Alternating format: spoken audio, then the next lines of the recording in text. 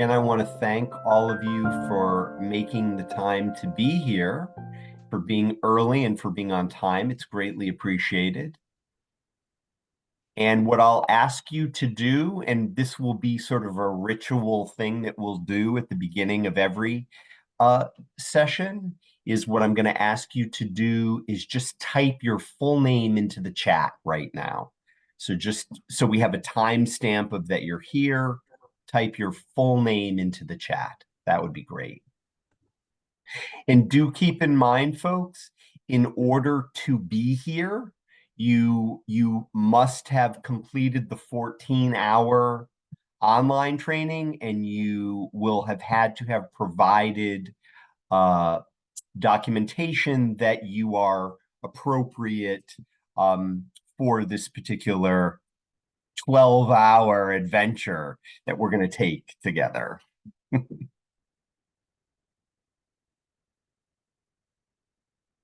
And again, if you have not yet done so, please type your full name into the chat. That would be great. Excellent. There's Ashley. And if you haven't done so yet, please do activate your cameras. There's Catherine. Excellent. Welcome, Catherine.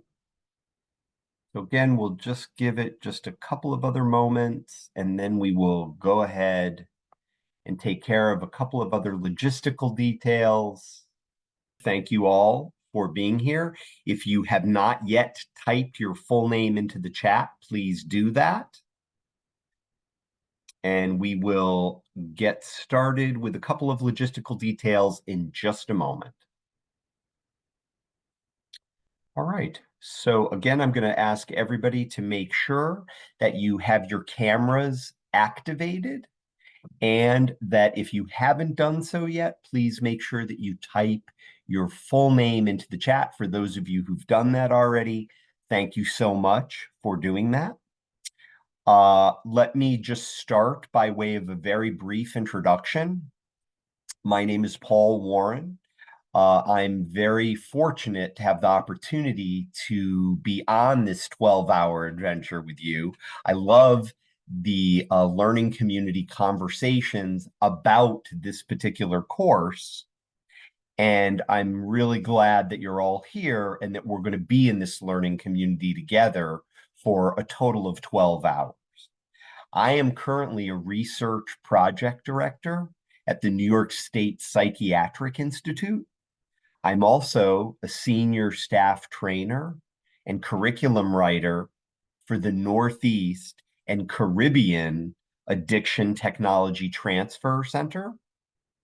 That does mean that there are times when I am forced to go to Puerto Rico, St. Thomas, or St. Croix to train. I can see that you're all heartbroken about that.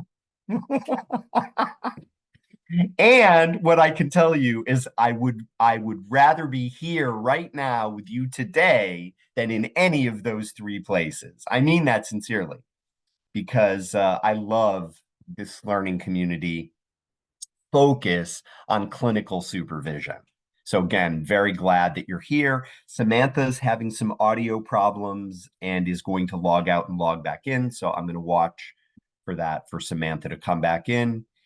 And Christine and Dr. Riaz, if you would please activate your cameras, that would be great. One final thing I'll tell you about, just by way of introduction, here's Samantha back, is that I am a social worker by training, have a great deal of experience providing clinical supervision in a variety of settings and capacities, and have had the great opportunity to live with this particular learning community content focus for probably now, and I think I'm being conservative when I say this, I think I've been living with this particular course and facilitating learning community conversations with it for probably about over 10 years now. And I remember when I completed the 14-hour online course as part of my preparation to train the course. So again, very happy to have the opportunity to be here and be with everybody in this learning community to focus on this particular topic. And Mandija has actually joined us. That's great. Mandija, if you wouldn't mind typing your full name into the chat and please activating your camera, that would be wonderful. So folks, I want to say a couple of preparatory things before we launch more deeply into the logistics and into the content for today. One of them, and let's keep it very real, 4 hours is a long time to be in a Zoom meeting. So I want to acknowledge that up front. I want to thank you for your fortitude. And I also want you to know that I am going to be putting breaks in between the hours so that we can step away and have a moment away from the screen. Okay, so let me just say that very clearly. Another point that I'm going to make now, and I'm also going to repeat it at the end of today, is that there will be a number of in-between tasks I'm going to ask you to accomplish, meaning that at the end of today, I'm actually going to ask you to read some things and be prepared to respond to that when we start our next meeting, which is next week. Okay, so there's that, and I'm going to ask you to please be responsible for that, and I'm purposely going to build in a little bit of time for you today to be able to begin that process. Okay. The other thing, and this is the thing I'm going to repeat now, and I'm going to repeat again at the end, and I'm going to repeat at the beginning of next time, is that in order to receive any credit for this learning community conversation, you know where I'm going. In order to receive any credit for this learning community conversation, you must be present and participate for the full 12 hours, and you must complete the post 12-hour professional development plan assignment that you are going to be assigned at the end of the 12 hours. You must satisfactorily complete that and send it in for my review. Now, the thing I want you to understand, and please do not take this personally, because we're in a learning community together. Sometimes when you submit that professional development plan assignment, you may need to go back and adjust something with it. So if, for some reason, Christy, you send your assignment in, I get the opportunity to review it, you may get an email from me that says, hey, Christy, when you look at this particular competency, can you think about how you might readjust or frame the timeline of when the person will have achieved this? And I might ask Christy to make that adjustment to the plan and resubmit it. That does not mean you did anything wrong. That just means that we're part of the learning community together, and I may offer you feedback in regard to your assignment. Now, the one thing I really want you to understand, and it can be a little overwhelming with this particular learning community conversation, is that there is a ton of information. There are tons of resources that are available to you. And you may be thinking, how am I going to take in all of that information and make sense of all of it? Let me tell you, you're not going to be able to. And that's okay. It's okay. These are resources that are at your disposal for your long, successful career as a clinical supervisor.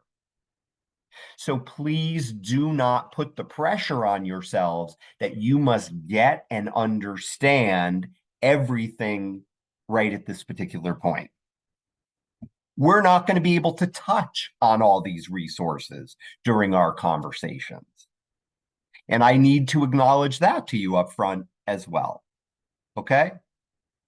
So just so we're clear about that, I'll repeat, you must be present and participate in the full 12 hours of our time together as a learning community, and you must successfully complete the professional development plan assignment. And that may mean that you may get feedback from me and be asked to make an adjustment and then resubmit. Okay? Okay. Now, the other thing I want to say, because we are a learning community, is that anytime something's not clear, anytime you have questions in regard to whatever we're talking about, interrupt me, stop me, ask your questions, share your information, make your point. This is our shared learning community. Okay? Yes, Elaine, I couldn't agree with you more. It is a lot, and it is going to be hopefully good over time. I'm going to underline one other thing, and then I promise you I'm going to show you a slide, and we're going to take care of some logistics, because I know you're all really anxious to see the slides. Maybe some of you are, maybe some of you aren't. But let me say this. The overarching purpose of this course, and these are my words as somebody who's lived with this course for a little over 10 years, somebody who's had the opportunity to facilitate learning community conversations about this, the overall purpose of this particular course is twofold. Fold one, it's to support you in your growth, in your development, in your refinement in the role of a clinical supervisor. And I'm confident that many of you come to this learning community with a tremendous amount of experience, skill, and talent at this particular task. And this course is meant to support that and to help you to refine that process. Because as you know, being a clinical supervisor is an ongoing process. We're always learning how to be better. We're always learning how to be more effective as a clinical supervisor. So that's fold one. Fold two of the overall purpose of this course is to provide you with a competency-focused framework. I'm going to repeat that. A competency-focused framework. And let me be plain by what I mean by that. Meaning that when you're working with a supervisee and you identify a competency, a skill, an attitude, a way of interacting that you want that supervisee to develop, to enhance, or to refine, that you, as a clinical supervisor, are going to be able to identify that competency, and that you are going to be able to, in a strengths-based way, collaborate with that supervisee to devise a professional development plan to help that supervisee specifically develop that competency. Okay? That is one of the overall frameworks of this course, that you're thinking about it. You're thinking about clinical supervision from the perspective of how can I be specific and how can I help this person develop in this particular way. I'm going to pause there for just a moment and just ask if anybody has any thoughts or any reactions or any comments or questions about anything that I've said so far.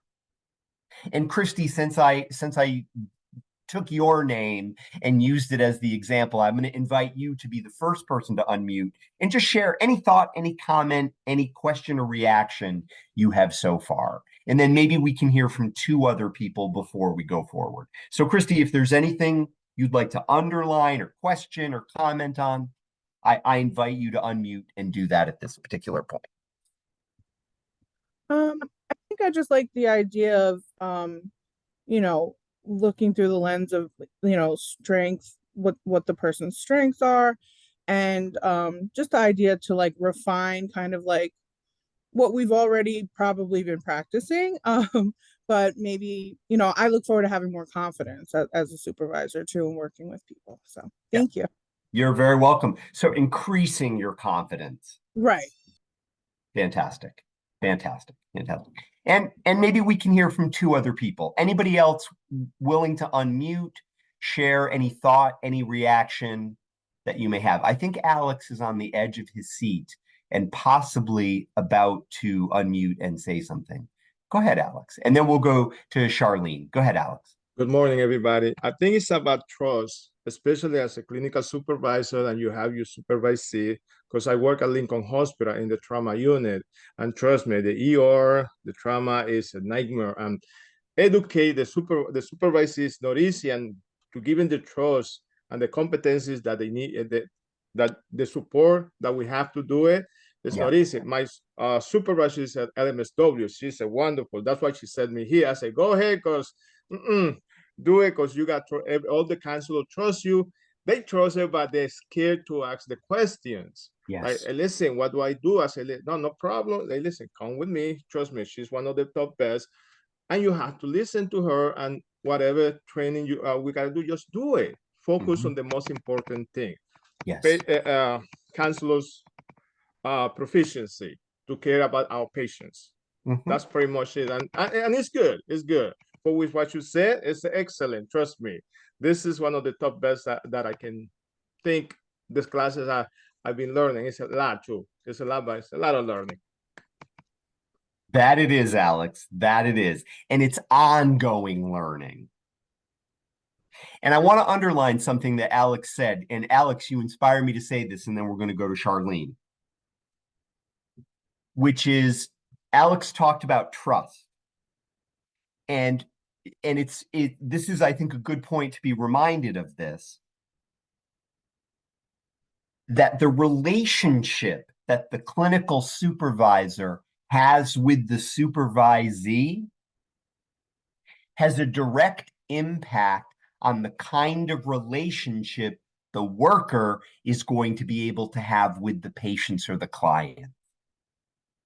And Alex, you're really kind of identifying the importance of that parallel process.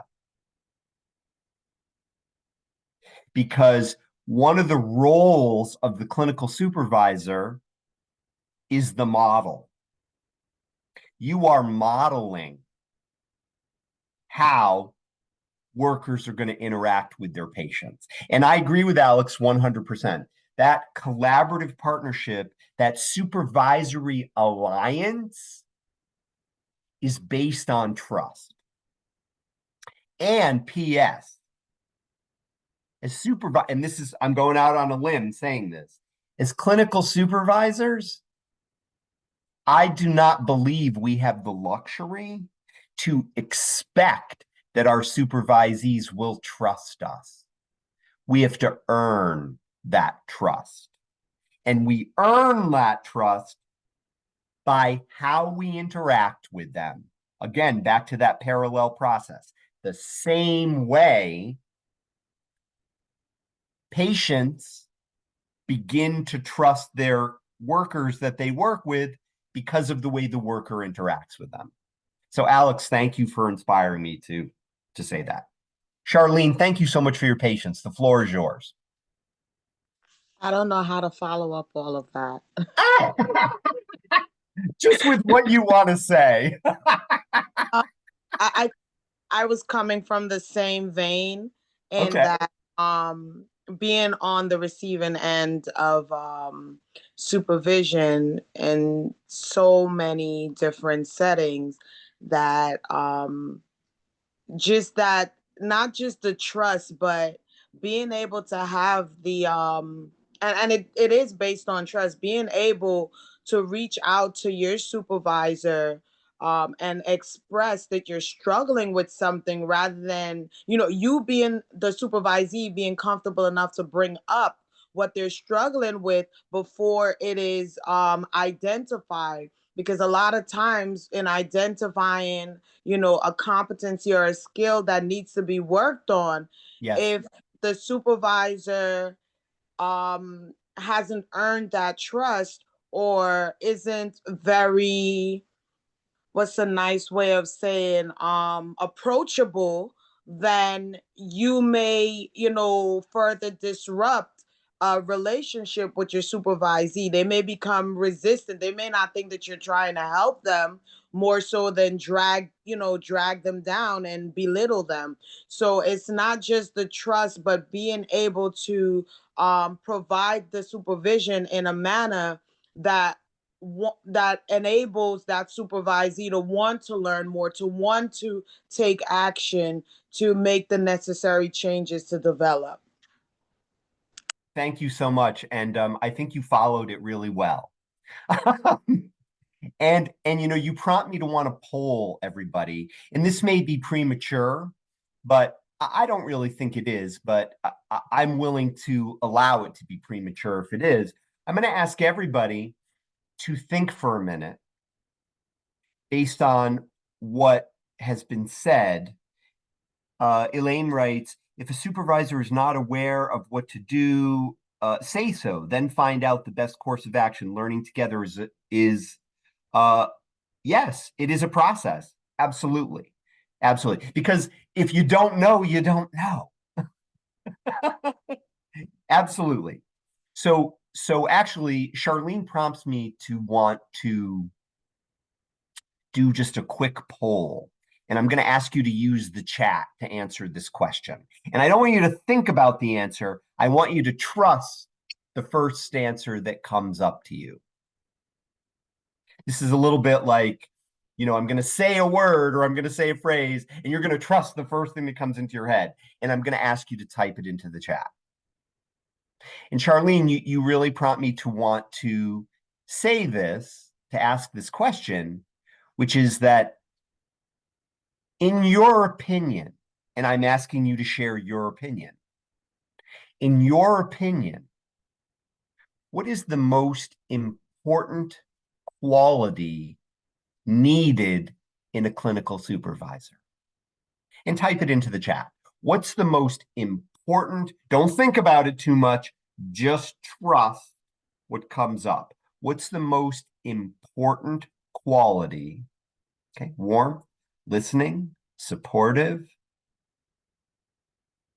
authenticity, consistency, approachability, trust, confidence.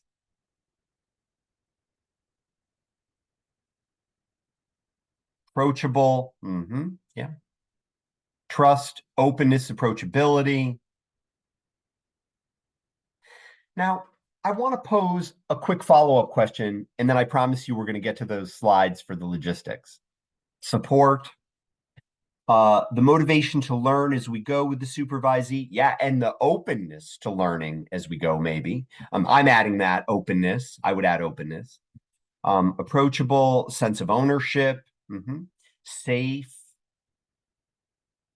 So here's my question, And maybe we can hear from two people. Maybe we can start with Ashley. If you're willing, Ashley. If you don't want to answer this question, you can pass. But I'm throwing it out to you. And then maybe we can go from Ashley to Danielle. And then if anybody else wants to weigh in. But we'll hear from Ashley and then we'll hear from Danielle. If you're willing. Because you can always pass. You can always pass. That's the kind of learning community that we have. If you don't want to respond, if you don't want to, you can always pass. But this is the question. You see what people are writing in the chat as the most important aspect or quality that a clinical supervisor can have. The question, Ashley, Danielle, if you choose to accept this mission, is why didn't you all write the same thing? Why are people putting in different responses as they see as the most important aspect? I feel like there's a few different responses to that question. I feel like partially because we're all individuals with different thoughts on what we feel is the most important aspect for someone to have, and also experience. If we feel like we've been burned by a supervisor in the past, and we feel like we want to turn that into what we don't want, right? And what we wish we could have had in that experience. Yes. And two, if we've had someone that we felt like really supported us, and how much that made a difference to us, that might be a reason too as well. So I think it has a lot to do with experience, and what we've been through and what we haven't been through yet. Fantastic. And I want to underline, if there's one thing, before we go to Danielle, if there's one thing you take away from our conversation today, and I'm hoping there'll be more than one, but if there's one thing you take away from our conversation today, take away what Ashley just said. And I'm going to say it in a slightly different way, Ashley, and tell me if I'm capturing the spirit of it. Your personal experience of clinical supervision is going to impact your personal model of supervision. I'm going to repeat that. Your personal experience of supervision, which I'm going to invite you to reflect on, is going to have a direct impact on your personal model of clinical supervision, how you provide supervision. Ashley, did I do justice to what you said? Did I capture the essence of it? Yes, yeah, Okay. definitely. Thank you. You're welcome. Thank you. Danielle, thank you. The floor is yours. So that's a tough act to follow. Just follow Charlene's lead and you'll be fine. Charlene. So what I was going to say is we put in the chat box what we want. That's what we want. I want what I put in. That's it. It's pretty basic. I think if that's what we're looking for and we branch out upon that, and it's really dependent on the supervisee. I think you have to ask them, what do you want? What do you really want? What's important to you? And then we can flex, bob, weave, etc., based on what they want. That's it. Wow. Yeah, that is it. And I love your insight into that. Maybe what we put in is what we want ourselves. And the point is that no two supervisees are the same. Therefore, to Danielle's excellent insight and observation, having insight into what that supervisee wants, and I love the way you put it, we kind of bob and weave and sort of adjust to meet that supervisee's needs. So I will throw in here, and tell me if you're okay with this, that clinical supervision requires the ability to be flexible and responsive. Flexible and responsive. And let's face it, folks, being an effective clinical supervisor is hard work. It takes a lot of practice, and it takes ongoing professional development. And that's why it's wonderful that we're all in this learning community together, because we are here to support each other in our professional development process as clinical supervisors. Okay. Reflective. Yes, one does absolutely need to be reflective, self-reflective. And again, I love what Danielle brought to it in terms of her insight, the fact that, you know, maybe what we put in the chat is what we actually ourselves want. And it's helpful to help supervisees to figure out what they want and what they need too.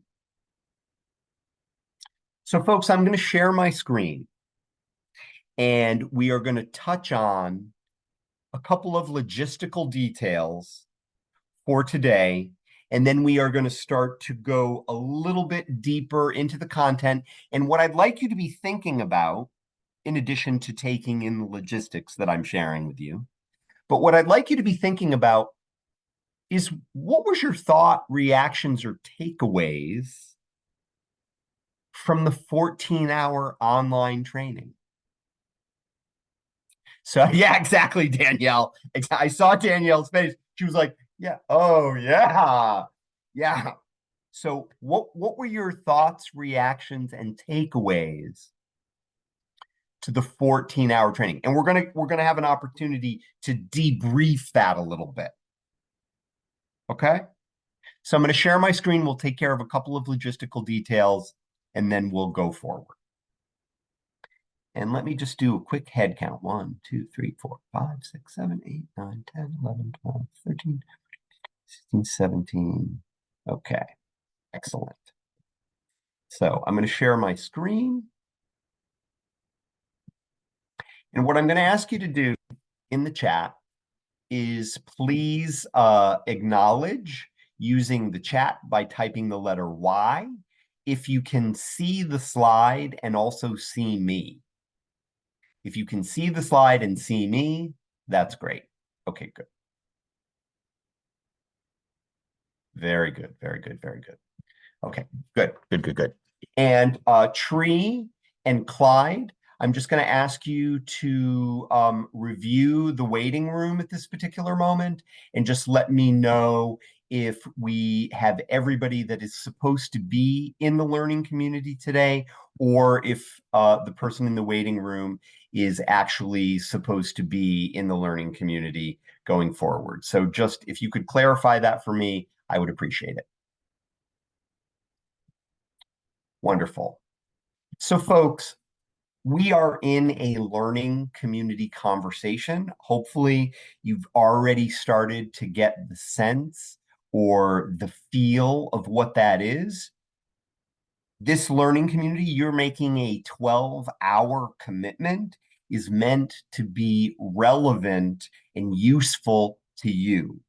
What we talk about together as a learning community may not necessarily represent the official views of our funder, and that's perfectly okay, because we are meant to be having a learning community, relevant, useful conversation and focus on this content. As we do that, and again, I think people have already started to demonstrate this, we want to make sure that we are using language, speaking with each other in a way that is welcoming, respectful, and inclusive of everyone that is in this particular learning community today. Words do have power, and we want to make sure that we are prioritizing and putting the people in our learning community first.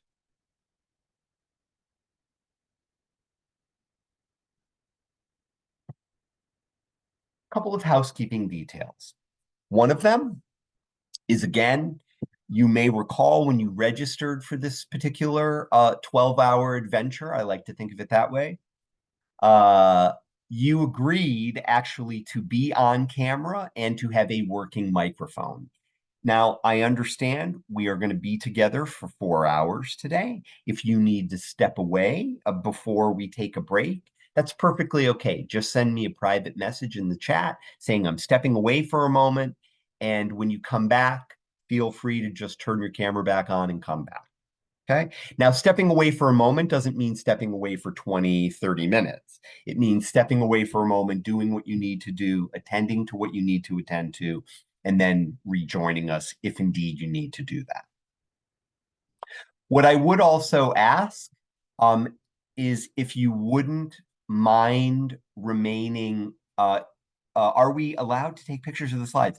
Absolutely. And you will also, as Tree mentioned in the chat, our colleague Tree Chappell, who has been the major point of contact, and Tree in combination with Clyde Frederick, who's also joining us today, make it possible that these learning community conversations actually happen. You will be sent slides as well. And Tree, thanks so much for responding to that. You are more than welcome at any point to interrupt me, to say, hey, I'd like to ask a question. I'd like to make a comment. I'd like to share some information. You're more than welcome to do that. Don't ever hesitate to interrupt me. What I would ask, though, is if Charlene has the floor and is making a point, please don't interrupt Charlene or anybody else in the learning community. You can interrupt me. Please let our colleagues in the learning community finish their point, make their point, and then if there's something you want to add, I will do my best to make sure there's time for you to do that.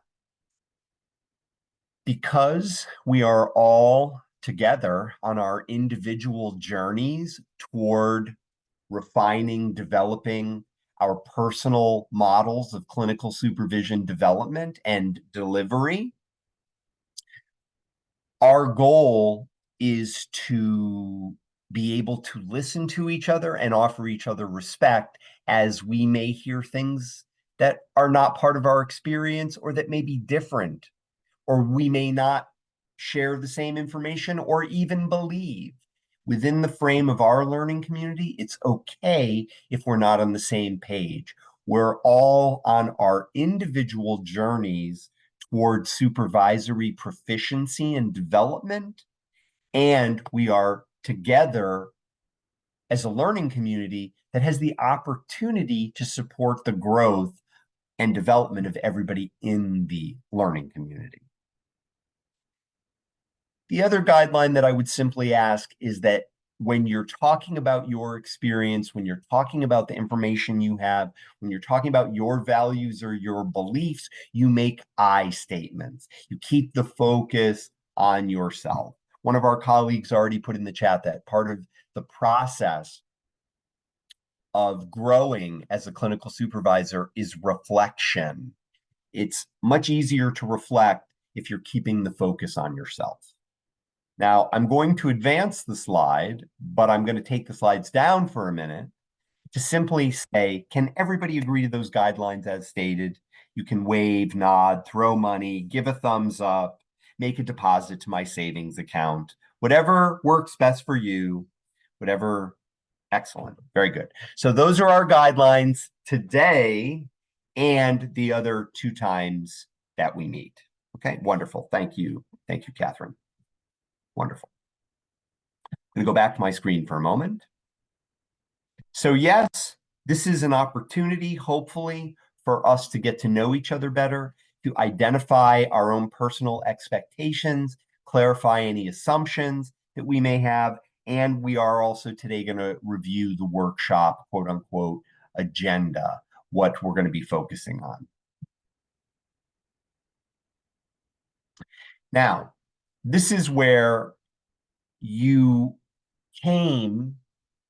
come to this learning community conversation with an experience of part 1, the online training that you took, which you took by yourself, I'm presuming. So these are some of the things that we're focused on in this particular training. Now, you'll see that there are a number of bullets here. But where I'm going to ask you to direct your attention is to where it says participant workshop workbook, page 4. If you can see that on the slide, type the letter Y in the chat. I can see it, so I'm verbally confirming that. But I'm asking everybody, can you see participant workbook, page 4? And so far, 9 people, 11 people. Let's get everybody in the learning community and see if they can see that. 14 of you, 15 of you, 17 of you, excellent. So, good. And I'm seeing that they're all the letter Y. Oh, I think I saw an N. Danielle, you're not able to see it. Can you see the slide, Danielle? At the bottom, it should say participant workbook, page 4. Now, there is a method to my madness. Oh, got it. Good. Thanks, Danielle. Glad you got it. I want to notice I've taken the slide down. I want to confirm, does everybody have the participant workbook? Were you able to get it? Were you able to download it? Tree sent it to you by email. You are going to need that document and the 5 other documents that were in that attachment. During this learning community conversation today and the next 2 times we meet, you need to have access to all 6 of those documents. Okay? So please have them handy. Please have those documents handy. If you have any trouble, you don't need to print it. Great question. Save trees. You don't need to print it as long as you have access to it electronically. Now, some people like to print documents out. That's okay. The thing I want you to understand is these documents have many pages.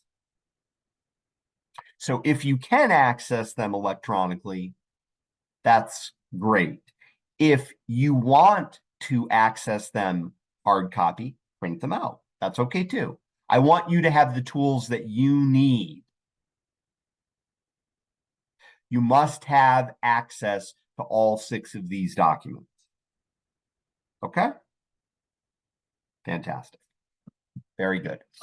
Please make sure that you have access to them when we see each other next. Now, if it's okay, what I'd like to spend a little bit of time, and maybe we can hear from everybody. And Melissa, if you're willing, Melissa Miller, if you're willing, maybe we can start with you. You can pass if you don't want to, but I'm going to throw it out there.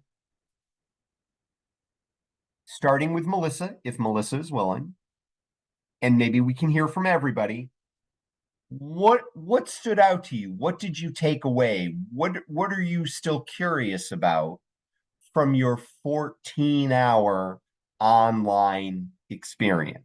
And let me just confirm first, Melissa, if you're willing to respond, do you recall your 14-hour experience? The part about vicarious liability I thought was interesting and wanted to learn more about that. Fantastic. Excellent. Okay, so what else? Melissa, thank you so much for starting us off. Anything else that stood out to people? Yeah, go ahead, Charlie. I think the fact that I've never gotten like a full supervision as to what that training was saying that I was supposed to get, that was one. The vicarious liability, I didn't even think that even existed as well. And I was surprised that how much I guessed correctly in passing the quizzes that they had, because of course I couldn't remember all of that, but it, you know, I just went with the gut, and it was like, oh, okay, so I'm not that far off from, you know, what should be.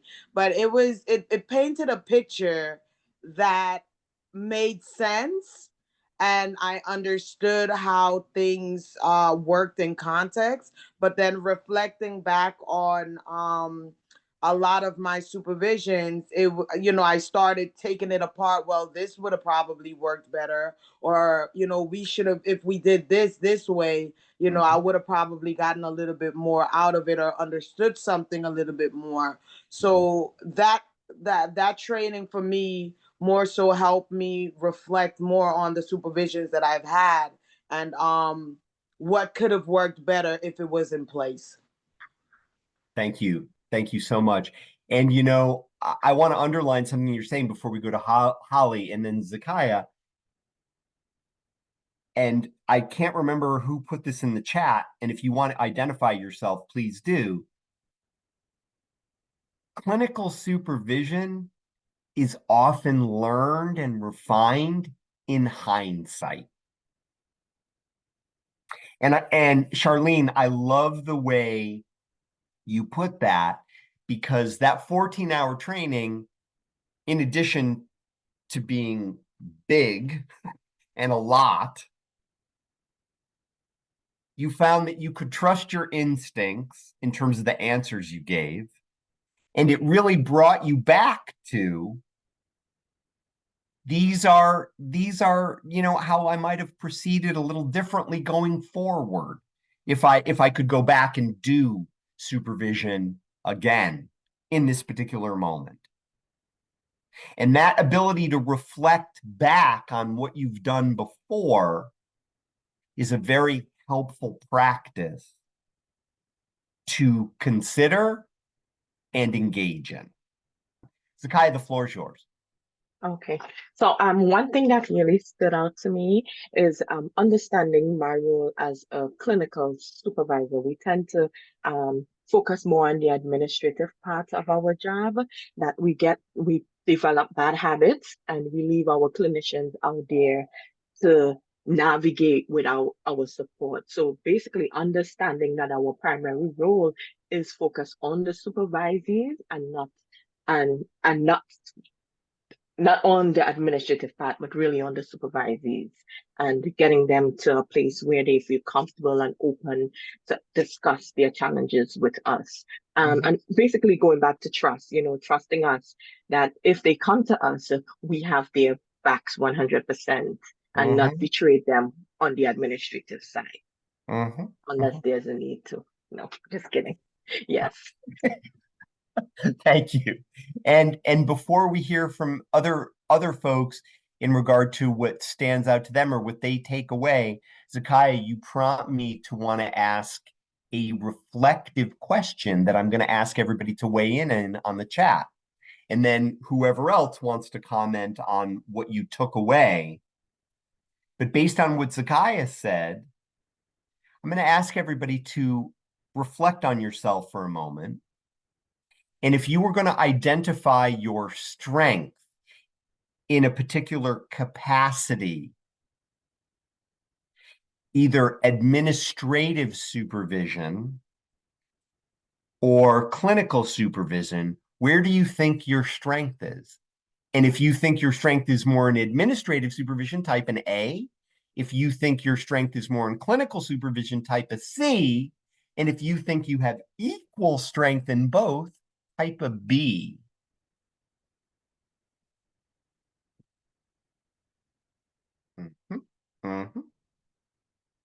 Yep. I like that equation. Excellent.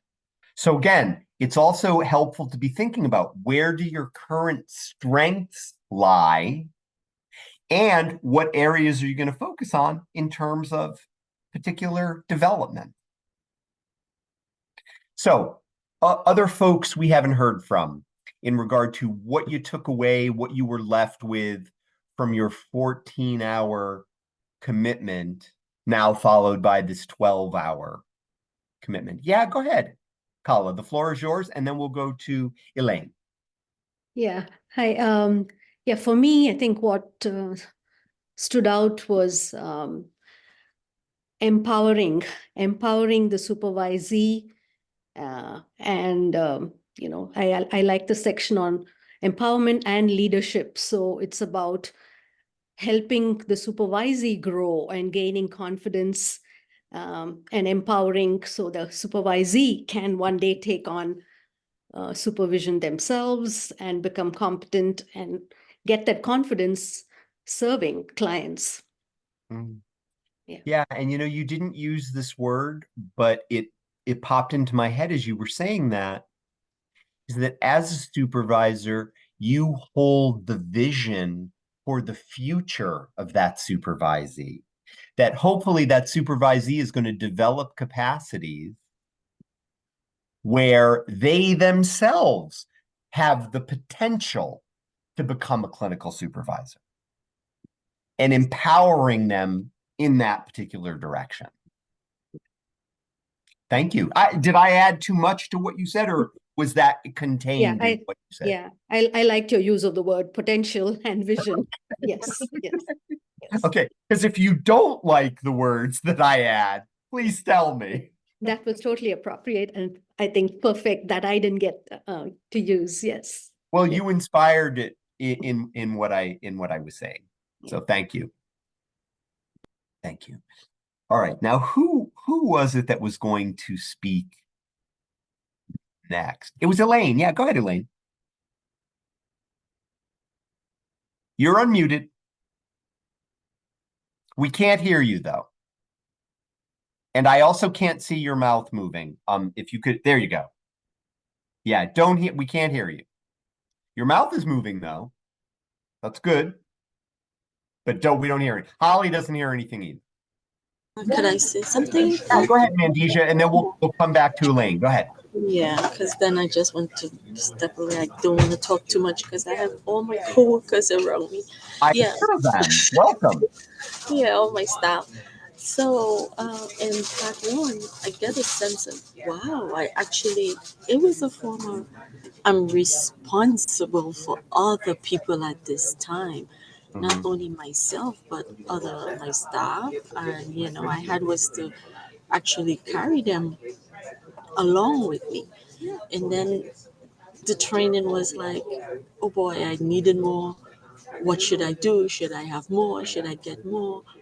But it gave me the perspective and the steps that this is the foundation that I should be setting for myself and a foundation for my staff as I carry along. So I needed to be responsible for myself and others. So now in this part 2 training, I want to make sure that now, let me see how else could I apply, and what else I could do. So I was really, really happy for this training to come. Wonderful. And before you mute, could you just confirm that I neither spoke to you before, nor did I pay you to say what you just said? Oh, no. Excellent. Excellent. But I'm here quietly because I'm in a cubicle. I hear it. Yeah. But next week, Tuesday, for sure, I'm going to take the day off, guys, because I want to be a part. I want to have this discussion. So I'm not going to sit at work. I don't think, if I had known it was going to be, I know it was this interactive, but I want to be able to be free. So please forgive me for today. Yeah. All right. Thank you, Mandisha. Glad you're here. Excellent. Go ahead, Alex. And hopefully Elaine will be able to go right ahead. The 14 hours was overwhelmed, very overwhelmed. I mean, it wasn't 14 hours because I was paying attention of what it's supposed to do. And what I find that, I mean, it was educated. That was great about vicarious liability, for which most of us don't even know what's going on. And that's new. It's just like in the ethics. So, and one thing that I find out, directors in the clinics, they just throw you to be, okay, you want to be a supervisor, go ahead, and you don't have the experience, you are lost. You are lost. If you don't take this class, thanks to you, another professionals like yourself, we will be at loss. Even my supervisor said, "You taking this class? Yes, it's excellent. Have you ever, as a social worker?" And I was overwhelmed. I was like, "Oh, wait, you haven't taken this class?" "No, we don't. We don't take this class." I said, "No, you should take this class." I said, "Next time." "All right, cool." So, the more we learn, the better for us, for our supervisee, because I seen directors go ahead, do whatever, and when you least suspect that these supervisors get fired for no reason, for not being educated, for not knowing what's going on with the supervisee, and they come with a negative approach. You got to do what the director told me to do. No, that doesn't work like that. Right. If you don't get the training, and I gave my supervisor those all the books, and she was reading. I said, "Wow, this is very interesting. I didn't realize we were supposed to do that." And I was, wow, coming from an MSW, for which she's as much. She had 3 MSWs, don't get me wrong, 3 licenses, and she's an excellent, and she's very knowledgeable. So I said, okay, cool, this is what we do. I said, you know what? I'm taking the next class. She couldn't take it this period because she's the only one over there with all the supervisees. So hopefully when you have the next one, she'll be there. So honestly, this class is excellent. I learned a lot. I'm still learning more. So it helped me, my supervisees, and my LMSW supervisor. Excellent. Thank you. Thanks so much, Alex. And Alex has identified, and Melissa, don't lose your thought, but Alex has identified a truth that some of you may have experienced or be experiencing, is that you were elevated, thrown in, or put in the role of supervisor without actually getting any formal training to do it. That happens a lot, especially to people who stay and continue to do the work at a particular organization. You're still there, so they say, okay, well, now you're going to be the supervisor. And to Alex's point, and Alex, thank you for putting that on the table. To Alex's point, people are put in a position where they're doing the best they can with the limited experience or information that they may have. And that is not fair to those people, because basically they've been set up to fail. So that's why being in this learning community, that's why having the opportunity to have the 14-hour training, to be able to come together as a learning community and build that foundation. And remember, this is going to be an ongoing process. Because keep in mind, what we're focusing on is the information, some of the structure. And clinical supervision is a practice, which means you're putting all that into action in a conversation with a supervisee, one-on-one, or during group supervision. So we're going to be making the steps to putting this into action, which again, many of you are already providing supervision. Charlene, a perfect example, thinking back on the supervision that has already been provided. We're going to go to Melissa, and then we're going to go to Patricia. And I do just want to underline, Elaine, to your question, there is a call-in number, so you can call in with a telephone if your computer microphone is not working, and it should be in the login information. There should be a call-in number connected to the login information. Melissa, thanks for your patience. The floor is yours. No worries. My takeaway was the difference, like in recovery. I'm an addictions counselor, so recovery isn't cookie cutter with our patients. And the same idea is with our supervisees. It will not be the same for everyone. So learning the challenges that we're going to have with each one that we supervise is very important. Also learning that there is going to be resistance, right? and how we address that resistance is very important in the success of our relationship with our supervisee. Melissa, before we go to Patricia, can I ask you a quick follow-up question? Yeah, sure. Because you're not the first person in the learning community today to mention resistance. And I'm curious, you know, with your clinical supervisor hat on, what are your thoughts about why a supervisee might be resistant? It could be that they had a different supervisor and they're used to a different style.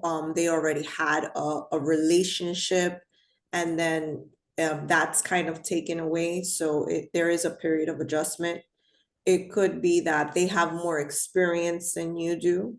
So they feel, you know, they don't need to learn, they don't benefit, or they don't stand to benefit anything from you. So I mean, that's just two things that, you know, off the top of my mind. Fantastic. And thanks for going with those two things that were off the top of your mind. They were very insightful.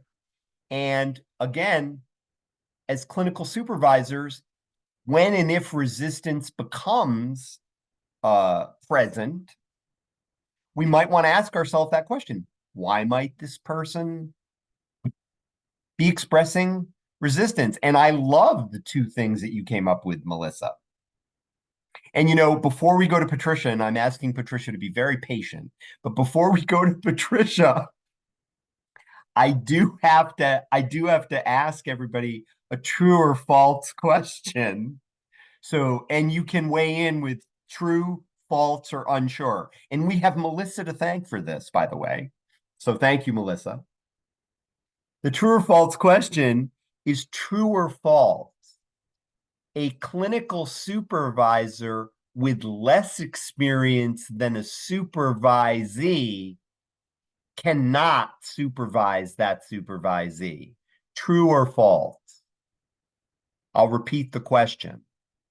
A clinical supervisor with less experience than their supervisor, and I love it, Catherine's like, unsure, love it, cannot provide supervision to that supervisee. And we had one unsure. I'm seeing some falses. And I'm going to ask you to really be thinking about that, because I would say, I'm making an I statement here. I'm following our guidelines. I would say, and Melissa, I love that you put that on the table, because I could imagine a supervisee might say, well, who the heck are you, Paul? You just graduated from blah, blah, blah university. And what are you going to teach me? I've been doing this for 50 years, whatever. You know, I could totally imagine a supervisee saying that. And I will go out on a limb and say that that still doesn't mean that that new clinical supervisor still can't provide beneficial clinical supervision to that supervisee. And that there still is a possibility for collaboration and partnership between those two people. So I love that that got put on the table. Patricia, thank you. Floor is yours. I was just going to raise up what Alex had said about, you know, skillfulness, really, supervisors and the training. My education started in this world, and then retail just paid more. So I worked retail for many, many years. And so coming back to the field, I was actually really shocked at how highly educated people were, but how much skill they lacked in actually providing supervision. And so that was something that was quite an adjustment for me, actually, coming from a corporate world where you wouldn't think that you would get that kind of humanistic experience. And that there was actually really very much lacking in the field of, you know, providing substance use disorder treatment. So Patricia, would it be fair to say then degree of knowledge doesn't always translate into the skilled ability to provide supervision? Oh, absolutely. Yeah. Okay. Yeah. And could I ask you one additional follow-up question? Mhm. Because I'm very intrigued by something that you said, and I'm intrigued by your experience because you left the profession and then you came back, which gives you kind of a unique vantage point.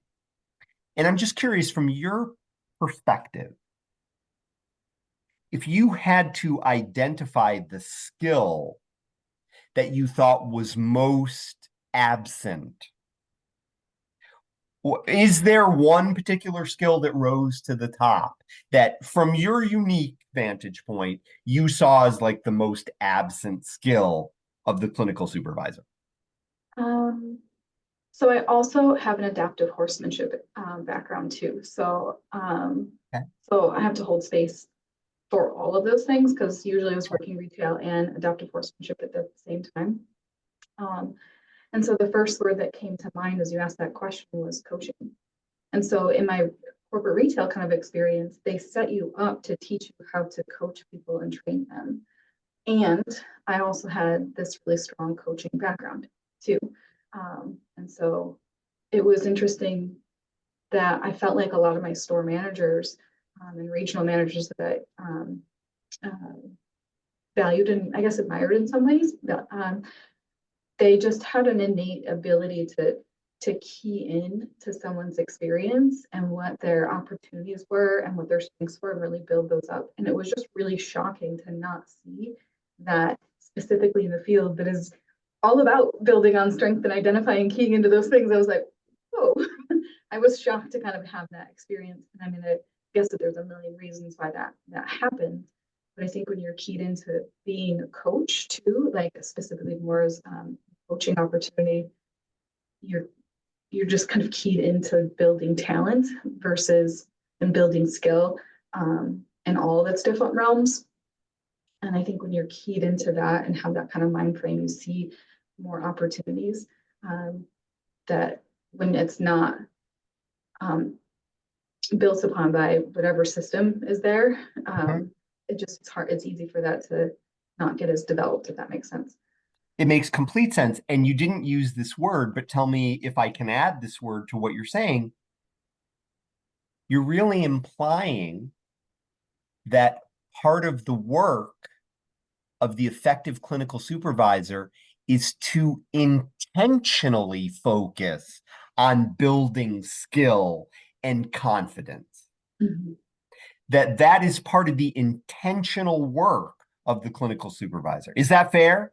Yeah, and I would add identifying talent. So I used to use the phrase all the time, like put your aces in your places. Like our stores would be really successful when you knew what they were really skilled at, and you put them in that area when you really needed the dollars. And when you didn't need the dollars, you put them in their weaker areas so that you're intentionally building that skill. And so like being able to identify like your aces, what people's aces are so that you can put them in those situations to flourish while also putting them in less pressured situations to develop their opportunities more.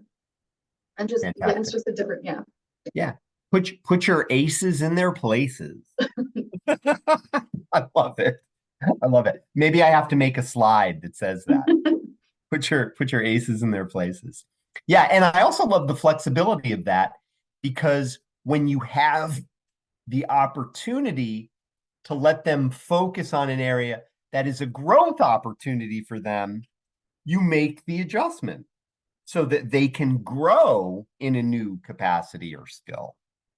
Yeah, and it's honoring that also gives them there's just so many different layers, like honoring that discomfort and also to give them the opportunity to be like, yes, this is uncomfortable and it's okay. And like, I believe in you, just like there's a million different layers that transcend, I think.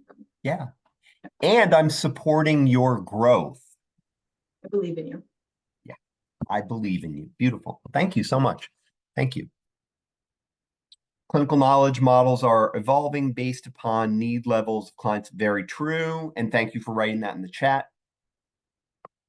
Elaine. Ashley writes, firm believer in we can all learn something from one another, no matter the degree or the job title. Yes. I'll wait until break and get the number. Excellent.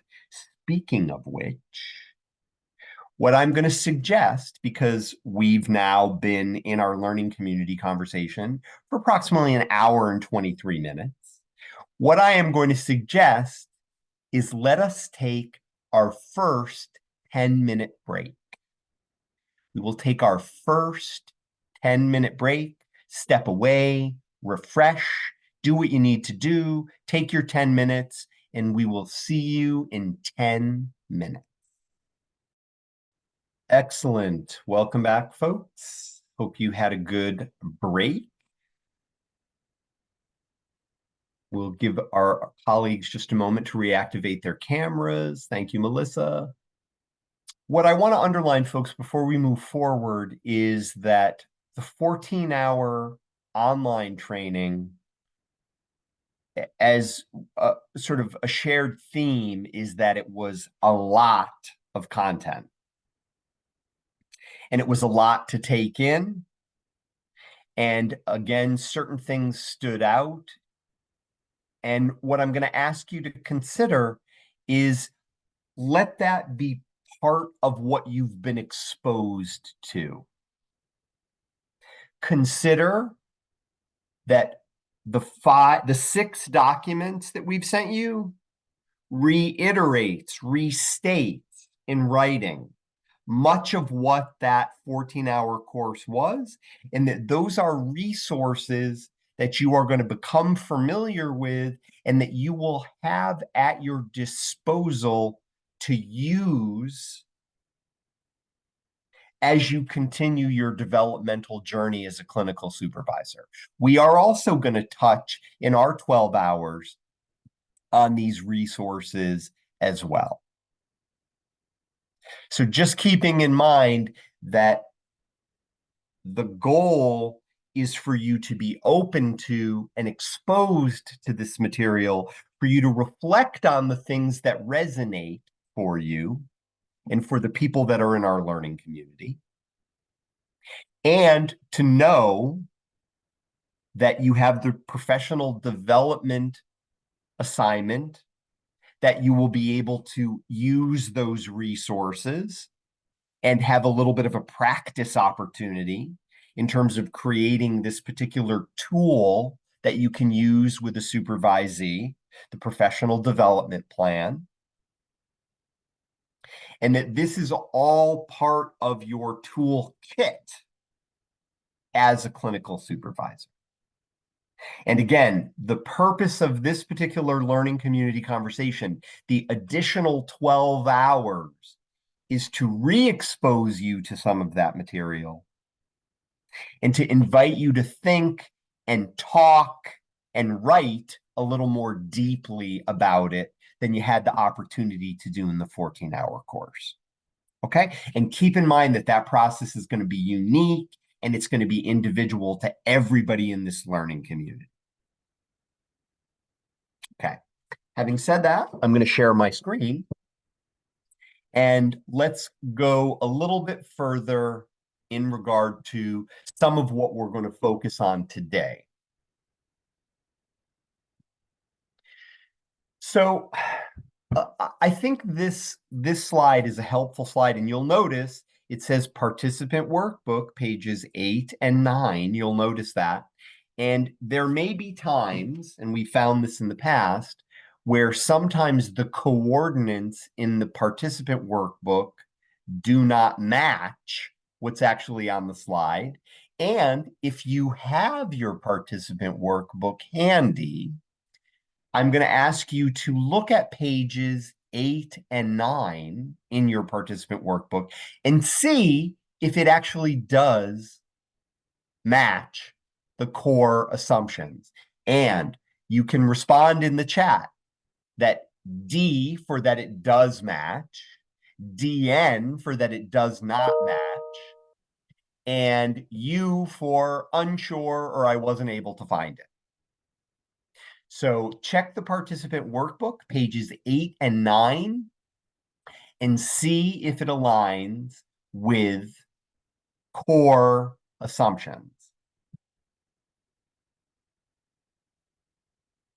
And so far, 2 people have responded. Okay, So a few more people have responded. Yes. So people are seeing, Christy says, and make sure you're looking in the participant workbook. Ah, Catherine says 7 and 8. Okay. Okay. Excellent. So again, make sure you're looking at the participant workbook. So a couple of things, again, core assumption. One, and I'm thinking of Alex that when I look at this first bullet where it says relational issues. Excellent, Christy, you found it. Wonderful. Is the supervisory supervisee alliance is relational, folks. It is relational, and it's something that we have to invest intention, time, and energy in growing. So this idea that we're thinking about supervision through the lens of relations. Now, you'll also see that it says here direct observation.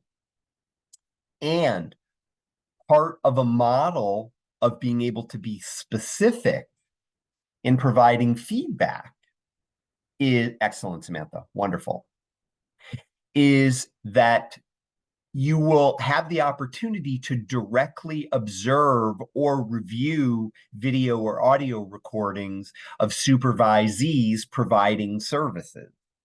So having the opportunity for direct observation and being able to provide informed feedback based on direct observation.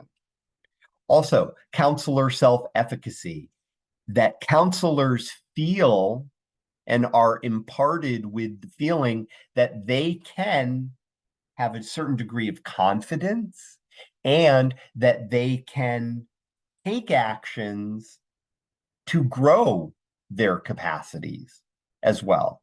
And again, solution-based and strengths-based as opposed to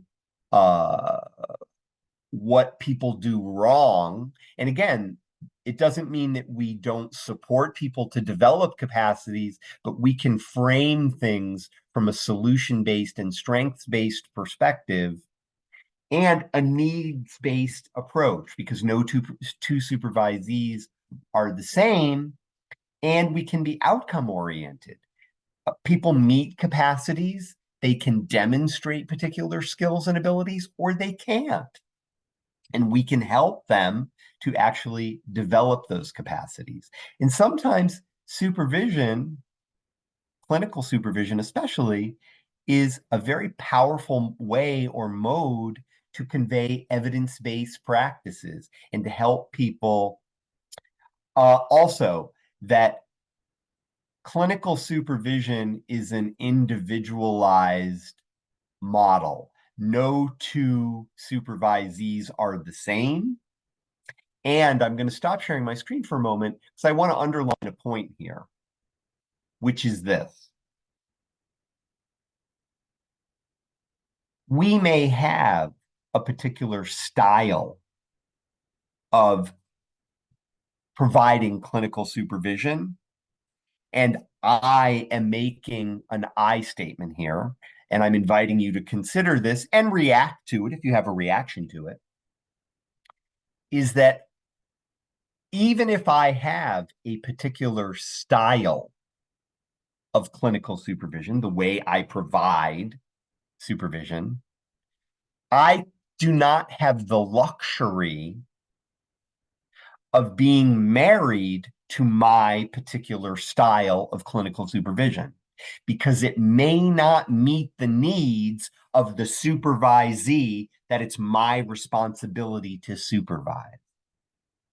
Therefore, I must be able to be flexible and responsive to the supervisee that I have in front of me. Any thoughts or any reactions to that statement? If you agree with that statement, You agree with it? Charlene, Yes, can you say a little bit about why you agree with it? I agree with it because at the at the end of the day, we are providing supervision not for ourselves, but for the supervisee. So we have to tailor how we do it to best meet their need. And I'll go parallel with it. You know, a part of, you know, when you're a counselor, they say you have to meet the client where they're at. As And a Melissa just wrote that supervisor, in the chat. we have to, yeah, we have to meet the supervisee where they're at, because at the and again, we're talking about development, and in order to develop we must collaborate. If I, you know, there's so I like the parallel model because and that may be my go-to, because there's so much similarities in what we expect from clients, and then now when you change the role, no, I'm not dealing with a client, but the expectations still sort of remain the same. You want to develop them, you want to motivate them, you want to see the person develop the skills they need to become a success. And that's what supervision is, very much paralleling what we want from our clients. Yeah, and again, you're really underlining that parallel process. And I'm going to make an important distinction, and tell me if you have any thoughts or reactions to this distinction. Get ready for it. Our supervisees are not our clients. Our supervisees are not our clients. Does anybody have any thought or reaction to that? And exactly what I mean by that our supervisees are not our clients. The floor is yours. Feel free to unmute.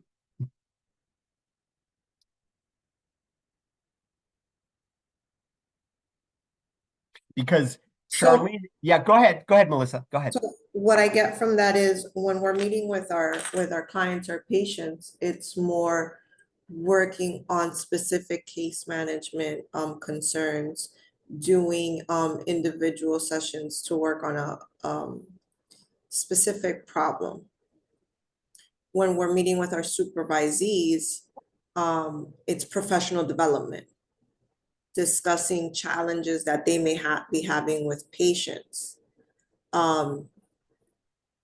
discussing where areas of improvement, like was mentioned before, or areas where they have already shown improvement. And sometimes when we're meeting with supervisees, it's kind of blurred, where we feel like you start to fall into kind of like a session possibly. Like, oh, these are my concerns, how can we work on it? Which is sometimes what patients do. These are the challenges that I'm having in the community. How can you help me with it? So with patients, we're trying to help them. With a supervisee, it's more of a open dialogue and communication, because you're both doing the same work. Okay, excellent. Thank you, Melissa. Holly, would you like to elaborate at all on what you wrote in the chat? Because and Ashley writes the word boundaries in the chat. Because, and Melissa used this phrase, and I don't know if everybody heard it, and I don't think I imagined it. I believe Melissa said sometimes the lines can become blurry. So Holly, I'm wondering, because the way you kind of lay it out, if it feels very definitive, and I'm wondering if you'd like to elaborate on that, if you'd like to say a little bit more about your conception of making sure we're not doing therapy with our supervisees. So hold on. Hopefully you can hear me. Yep. Okay, good. Yeah. Yeah, it is, you have to be mindful of the parallel process, but make sure you're staying at the right level, right? Like, okay. because it is, as Charlene noted, very similar. And, the skills that we use at one level are transferable to another level, right? From therapy to clinical supervision. Yeah. But we have to make sure our content is where our focus is. Okay. Are we building the skills of the supervisee as a clinician, or are we helping them build their personal skills, interpersonal skills rather than professional skills? Okay. Thank you so much. Thanks for elaborating, Holly. And Alex wrote in the chat, it's like a dominoes effect. The supervisor teach the supervisee all the tools that he or she needs to treat the patients. Okay. So I was just thinking that she was talking about the interpersonal skills Yep. of the counselee and also the supervisor. Okay, those are very relevant things to consider as well too, because if your personality is not, or your interpersonal skills is not conducive to the learning process, that can create some issues there between the two. Yeah. And it's important to know who you are. What are some of your values that you're bringing to the clinical process? Okay, because you can get confused and kind of start thinking about what your needs are as opposed to what the counselor's needs are. And like you were saying, it's not therapeutic. You're not providing therapy to them, so you have to be careful with that. Right. One other little thing I want to mention, I didn't get a chance to mention, okay, is that when you're talking about the difference between the skill sets between the counselee and the supervisor, sometimes you could be a little intimidated when you have someone that's maybe a PhD and you're trying to supervise them and you're the younger person providing that skill set, okay? And so I think somebody mentioned that, try to figure out how can you utilize that person's skill and knowledge, with the whole process, maybe for others who are just coming in. So you wouldn't feel so intimidated with thinking that, this is a PhD person and I'm trying to supervise them. So I think it's just a lot that you have to consider. But I'm glad you can hear me now. Yay! Okay. Thank you. Okay. Thank you. I'm so glad we can hear you now too. Yes. And I want to underline something because you provided such a good example of how a supervisor can capitalize on the strengths of their supervisee. And I love the example that you gave, because let's say you have a supervisee who maybe has an advanced degree and they have a particular skill. An excellent use of that supervisee's strengths could be that they're part of a peer supervision group where they help other supervisees, they share their expertise.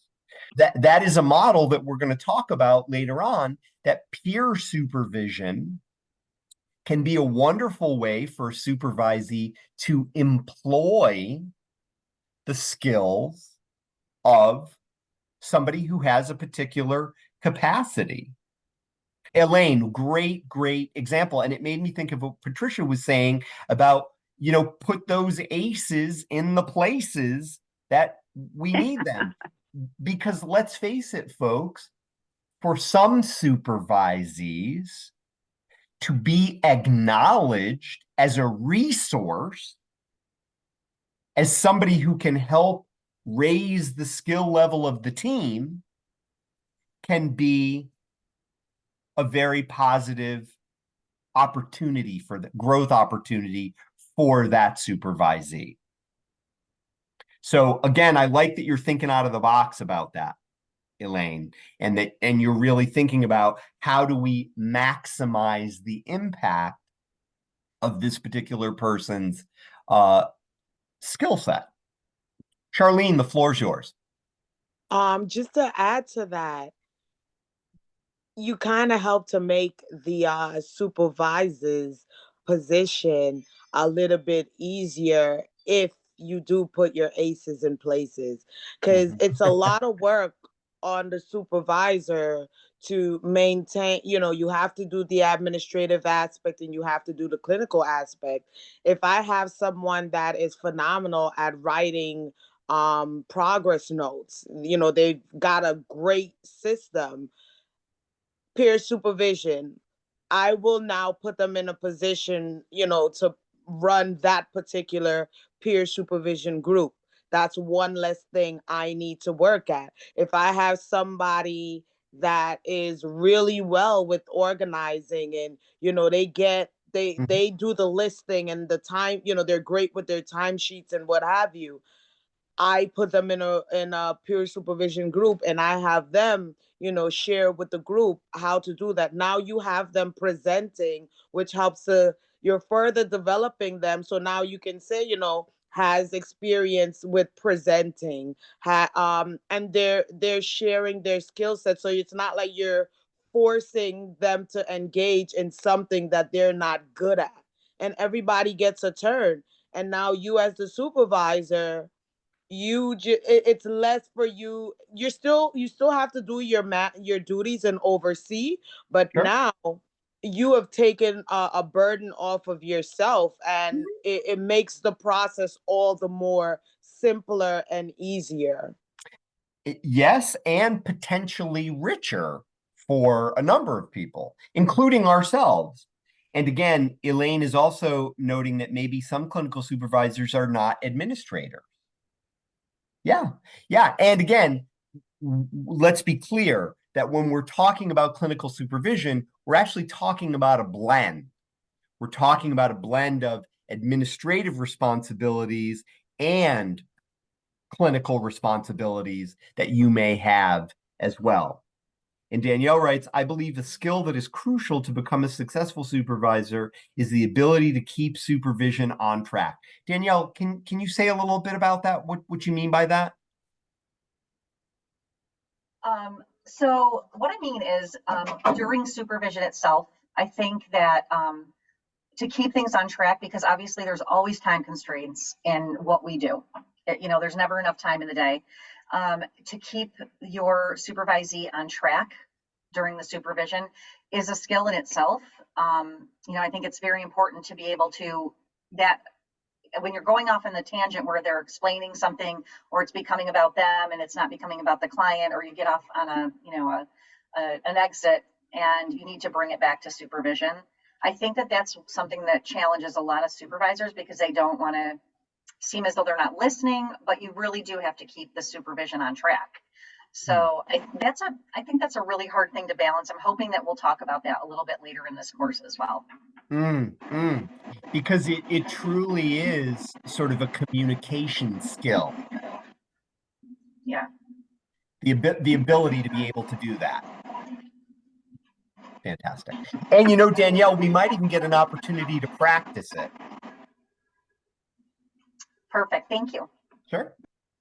Now that we've touched on sort of some of the core assumptions for this particular course, or some of the sort of cornerstones of what this course actually is. And the other thing to keep in mind is that these 7 domains are what we are going to focus on in our 12 hours together. And we've already started to dwell or dive into all 7 of these in a particular way. But I want you to understand that sequentially, these are some of the things that we want to be thinking about in terms of the structure of our 12 hours. And you'll also again notice that it's 12 hours and it's the learning opportunities in between. And I have one that I'm going to ask you to focus on in preparation for when we meet next. And again, I'll just underline that everyone in the learning community will be responsible for developing a professional development plan using a particular model that we have. And it's a competency-based professional development plan. And we'll talk about that more as we go forward. So we're going to talk a little bit about roles and definitions, and again, talking about the primary goals of supervisory practice. Many of them you've already mentioned, but we're going to kind of very specifically label and kind of pin them so we know what we're intentionally focusing on. Again, we've already alluded to and started to frame out some of the discrepancies between what is ideal clinical supervision and how clinical supervision is actually practiced. And hopefully you'll be thinking about from now until perhaps you decide to stop providing clinical supervision, your own supervisory practice. And I will add to that, based on our learning community conversation, that you're also going to have maybe make a little bit of space for yourselves, maybe, and this isn't related to what I'm going to ask you to read, but what I've also invite you to consider is reflecting on your own experience of receiving supervision. And I will just throw out from a personal perspective, and I can't remember who it was that brought that up, one of our colleagues in the learning community. And when they brought it up that our past experience has an impact on us, I immediately was brought back to two very distinct moments in my own experience of clinical supervision. And I'm happy to report that the first one that I focused on was actually a positive experience. And the second one that came to mind was when it wasn't a positive experience. And what I can tell you is both of those unique experiences have impacted and shaped me as a clinical supervisor going forward. And then, we're also going to talk a little bit about balancing the roles and responsibilities of the clinical supervisor. So, TAP 21A, competencies for substance abuse treatment clinical supervisors. This is one of the documents that was sent to everybody with those 6 documents. Now, what I'm going to ask everybody to confirm, and we're talking about TAP, T-A-P 21A. There are TAPs and there are TIPs, okay? TAP, Technical Assistance Publication. What I'm going to ask everybody to do at this particular point is confirm for me that you have access to TAP 21A. So you can confirm in the chat whether you have access to that document right now. And I'm hopeful that everybody in the learning community at this particular moment has access to that particular document. Now, I'm going to show you that slide again, and I want to underline something very specific in regard to it. Well, let me ask this, and you can show this with like a nod of the head, or if you want to respond in chat, you can. Is anybody in the learning community already familiar with that publication? If you're familiar, yeah, okay, so Holly, you're familiar with it. Great. Is anybody in addition to Holly and I familiar with that publication at this particular point? Alex, you're familiar with it as well? Yes? Okay, so Alex is familiar with it as well. Fantastic. A little bit, Patricia. Poquito. Yeah, a tiny bit. And Kala, you're familiar with it as well. Okay? A little bit, Elaine says. Fantastic. Good. A little bit is a lot. Because for some people, it's brand new, and that's great. So I'm going to show you a picture of the cover again, and I'm going to underline a couple of things. And it's so funny, whenever I make gestures, Zoom thinks I'm raising my hand. So you might see my hand go up, but it's really me just gesturing. That's the Bible for every clinical supervisor, Alex says. Okay. All right. All right, Alex. Okay. So Alex is making and underlining a point that I want to make to you, which is this. And I'm showing you my screen again. And I'm hopeful that everybody in the learning community can see my screen. Competencies for substance abuse treatment clinical supervisors. TAP 21A is for our competencies as clinical supervisors. This particular document, as Alex said, is a gathering of the competencies that we as clinical supervisors may want to achieve. This document focuses on us. This is not the tool that we would use to assess the competencies of our supervisees. Let me repeat that, and I'm going to stop sharing my screen. This is not the tool that we would use to assess the competencies of our supervisees, unless they were also clinical supervisors. Okay? So be very clear about that.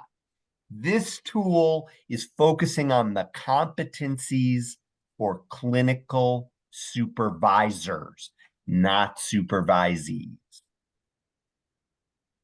When you develop your professional development plan for the assignment, you are not going to use this tool. Let me repeat that. When you develop your professional development plan, you are not going to use this tool. Do not be confused by that.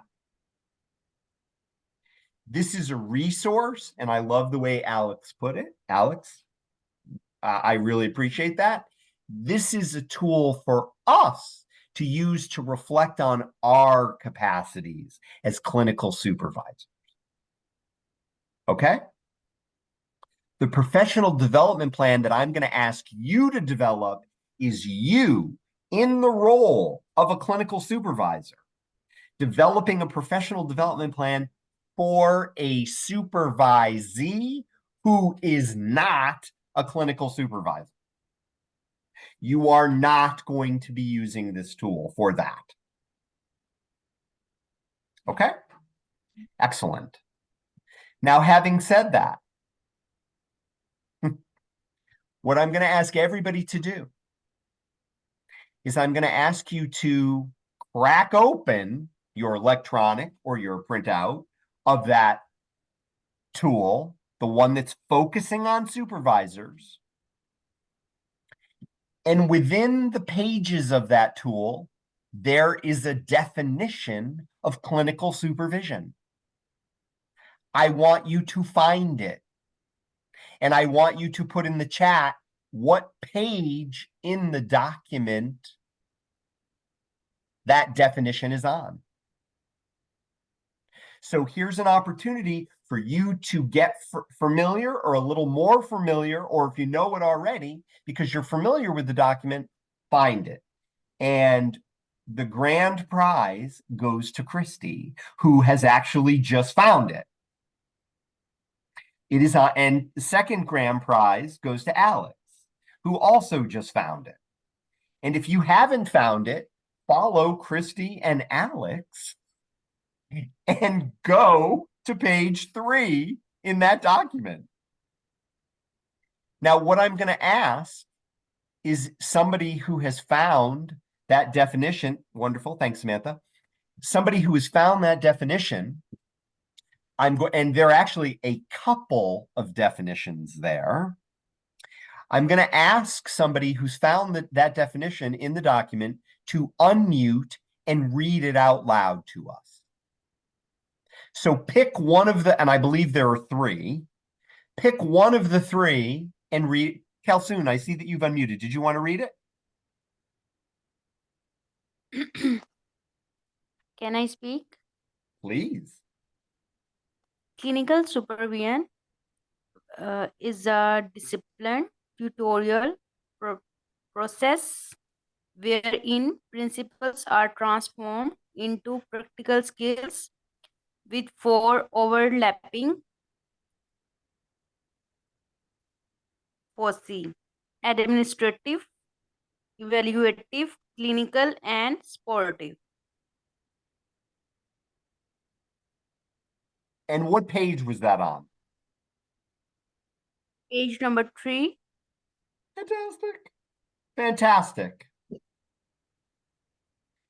Would somebody like to unmute and read one of the other definitions?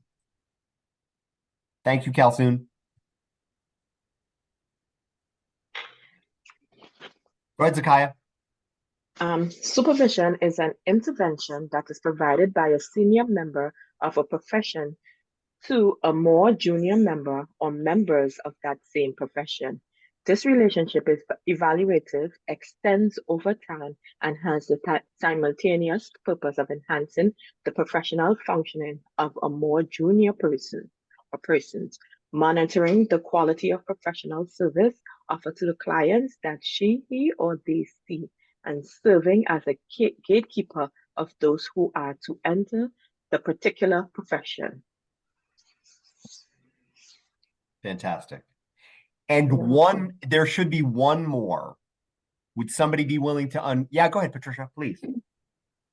So after reviewing the available literature, the task force synthesized the following consensus definition of clinical supervision: a social influence process that occurs over time, in which the supervisor participates with supervisees to ensure quality clinical care. Effective supervisors observe, mentor, coach, evaluate, inspire, and create an atmosphere that promotes self-motivation, learning, and professional development. They build teams, create cohesion, resolve conflict, and shape agency culture while attending to ethical and diversity issues in all aspects of the process. Such supervision is key to both quality improvement and the successful implementation of consensus and evidence-based practices. Thank you, Patricia. Now, folks, we've heard those 3, Kalsoon, Zakaya, and Patricia read those 3 out loud to us. Let that wash over you for a moment. Okay? Let it wash over you. Now, we're going to do a little bit of a role play. Don't panic. It's easy. I am your supervisee. And I'm going to invite 2 of you who have not yet spoken. So, Kalsoon, thank you. Zakaya, thank you. Patricia, thank you for reading those definitions out loud. But what I'm going to ask 2 people to do is I am your supervisee. And the question you're going to answer for me, if you choose to unmute and answer this question, is you are going to define for me in your words what clinical supervision is. So I, the supervisee, have said to you, so supervisor, what actually is clinical supervision? And 2 of you who are more than willing to unmute are going to answer that question to me in your words, the way you would answer it. Now, and you're thinking about if you're going to volunteer to unmute or not. And I want to underline what Kalsoon, Zakaya, and Patricia read for us are wonderful things for us to reflect on and to think about and to consider in totality of what clinical supervision is. And we still may have the opportunity to answer a supervisee's question or clarify for a supervisee what clinical supervision actually is in our own words. So, I'm the supervisee. Are there two of you who would be willing to unmute and one at a time? I think Elaine is volunteering. So if that's the case, Elaine, go ahead and unmute your phone. And you're more than welcome to start off. And keep in mind, I'm the supervisee. You're explaining it to me.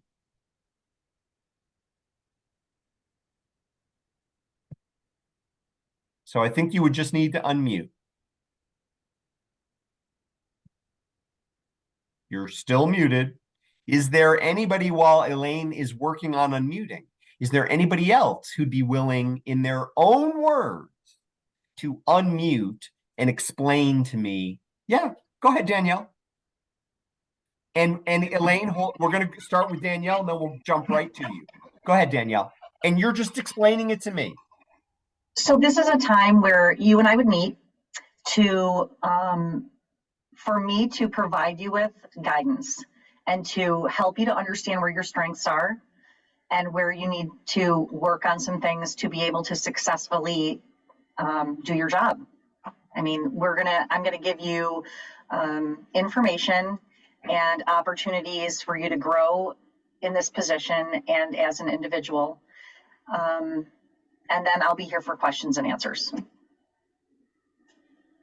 Thanks, Danielle. Thanks for jumping in. Go ahead, Elaine, floor is yours. And again, you're just answering the question. So what's clinical supervision in your words? Go ahead.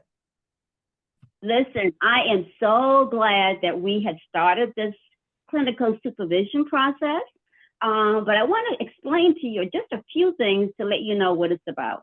So it is a collaborative process between you and I, where you will gain access to a lot of information that's going to help you build your skill set, your competencies.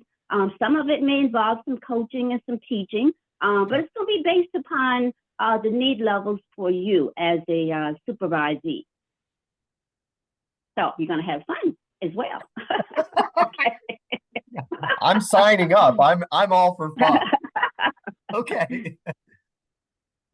Is there anybody else who would like to? Yeah, go ahead, Ashley. Go ahead. Ashley, I thought you were about to say something. Go ahead. Yeah, go right ahead. Yes, it is a time for you and I to sit down to discuss any concerns you might have about any of the relationships that you have with the patients as well as the unit as a whole. You can reflect on anything that you might be struggling with, and then I can provide some feedback to you as well as guidance to help you feel like it's a more therapeutic and healthy environment for you, as well as working with your patients moving forward. Fantastic. Thank you so much, Ashley. And I will ask, going once, going twice, going 3 times, is there anybody else who would like to unmute and put out in their own words to me, your supervisee, what clinical supervision is?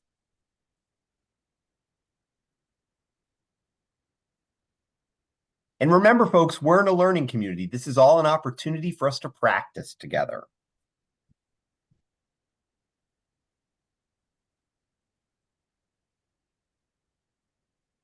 All right. Not a problem. I have one. Go ahead. Go ahead. Go ahead, I Charlie. think everyone thus far summed everything up, but Yeah. the only thing I haven't that I didn't hear consistently, maybe the first person said it, but I didn't catch it. Setting the time and the place where, making sure that it is a routine and it's not a one and done, that we're going to be meeting at this time, this particular time. And if you're not going to be able to make this time, then maybe we can, work within your schedule so you're not overwhelmed from what you already have in place. I think that was the only thing that I haven't heard, but everybody else on the money with their definitions of what clinical supervision is. Fantastic. Thank you so much for adding that, Charlene. So before we go back to the slides and move forward a touch, I just want to ask, is there somebody who's willing to be my supervisee? And you can ask me that question, and I'll do my best to steal everything that everybody else said and give my response. Is there anybody who would be willing to unmute and be my supervisee for our little practice? Okay, So- Patricia, yeah, go ahead. What is the supervision thing?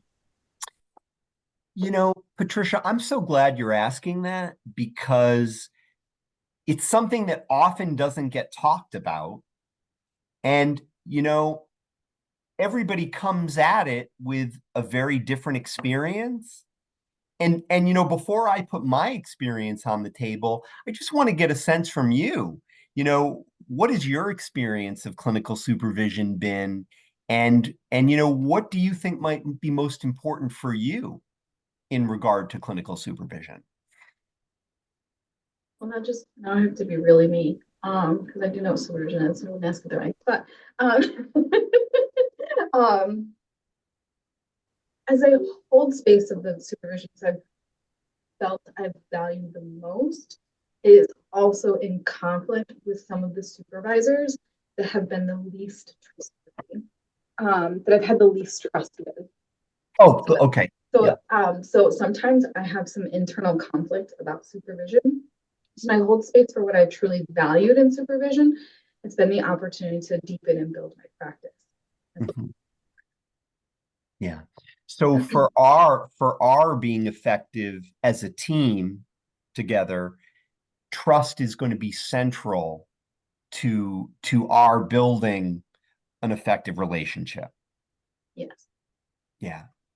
And if it's okay with you, I'll just say a little bit about trust and how I see my role as someone who has the opportunity to partner with you. Yeah. So I couldn't agree with you more that trust is essential, and trust works both ways. We want to grow trust together. And I would also say that, you know, my role is to be a resource and a support for you to be successful in the work you're doing, and also achieve the professional goals that you set for yourself related to our work. So I want to support your strengths. I want to know what your needs are, and I want to know where you'd like to grow, so that we can together figure out the best way to go forward in regard to that. Any thoughts or any reactions to that? As in, as me, or as me role playing?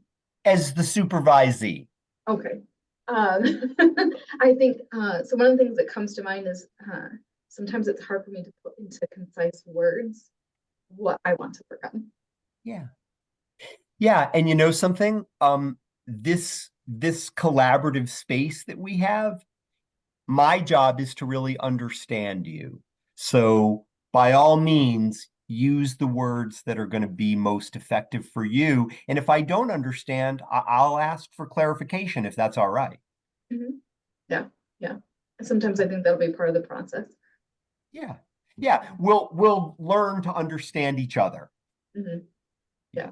So let's pause right here. Okay. So Patricia, thank you for jumping in. Now, I want to ask any thoughts or any reactions to my jumping in and practicing. Did anything in particular stand out to you about my jumping in and practicing? Because I stole from all of you shamefully. So, but that was why I had you go first, so I could steal from you. So any thoughts or any reaction to that? I think just reflecting from the supervisee experience of it, from the get-go, it like set the tone from the get-go of the collaboration. Okay. By, asking my experience of a thing, or, what I valued before, getting. Thank you, Patricia. Charlene, go right ahead. And I see that a number of people have noted, like, I used my person-centered philosophy. I asked questions of the supervisee. I asked them first what they needed and what was important to them. Yep. Go ahead, Charlene. You didn't take on an authoritative role. You didn't make, and I put myself in the role of the supervisee. I wasn't made to feel like this was going to be an uncomfortable thing. You try to make me feel a part of the process.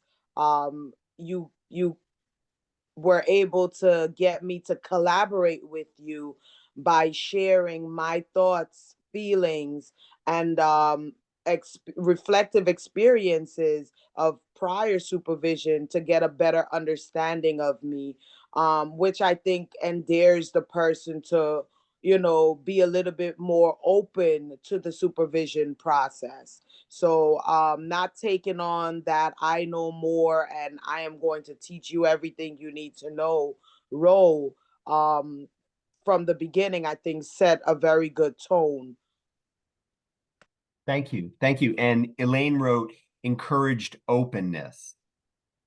Yeah. So I want to underline three things, and hopefully I hopefully did a fair job demonstrating them.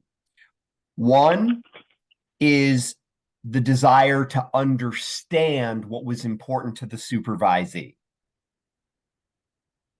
Two was intentional listening. And three was not positioning myself as the expert. Okay? So I just want to underline that, and I want to use some words that Patricia used, which was setting the tone. Because that's part of our responsibility as the clinical supervisor, is to set the tone. Yeah. Yep. Okay. Again, I just want to underline, folks, that we are practicing together and we are moving information into how we would actually have a conversation. And I want to thank the three of you who spoke to me as the supervisee, because you made that transition. And it wasn't just what you said, it was also how you said it. And that's an important thing to keep in mind.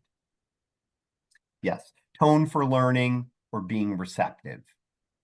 Yeah, we want to be receptive, and we want to create the fact that I can learn from you and you can learn from me. And Patricia, you really provided a wonderful example for that mutual learning. Okay. I was also pleasant, yes. Hopefully I was pleasant. Okay. All right. I'm going to share my screen again, folks, and we are going to take our second brief break in just a moment. So this particular tool is one resource that is available to you. And again, it does contain that sort of synthesized definition of what clinical supervision is. And again, it's a synthesized, broad definition with some very specific points. And I invite you to consider, as we had the little opportunity to practice, your ability to put into words your conception of what clinical supervision is and how you can use that opportunity to actually set the tone for clinical supervision. So,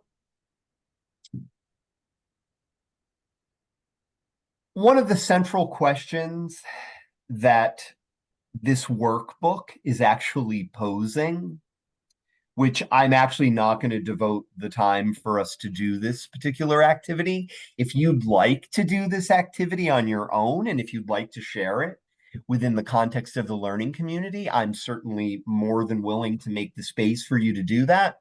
But essentially, the essence of what this particular mini activity is asking you to reflect on how you currently spend your time in clinical supervision. Is it predominantly on clinical issues, or is it more on administrative issues? So again, it's inviting you to be reflective and assessing about what you're currently doing, if you're indeed providing clinical supervision. And many people in our learning community are currently providing clinical supervision. And is there a discrepancy between what you're currently spending your time on or what you'd really like to be doing? And it's very interesting because, and you'll look at this in the workbook and you'll tell me if you want to comment on it. It seems to present the bias that more people would rather be spending time on clinical supervision as opposed to classically administrative. And I think the problem with that is that some people actually like administrative supervision and they like doing it and they have a talent and a skill for it. And then there are other people who maybe have a blend of that, or other people who absolutely can't stand it and would rather focus only on. I think it's important not to make an assumption. So what I'm going to ask everyone in our learning community who perhaps is already providing supervision is to think of clinical supervision, is to think about what percentage, and again, this is just a reflective thought for yourself, what percentage of your time is actually dedicated to what you would define as classically clinical supervision, and what percentage is spent on administrative, and where you sort of see the breakdown and what you have more of a desire to actually do. Because Elaine writes, conflict between the two, meeting billing targeting goals. Yeah, absolutely.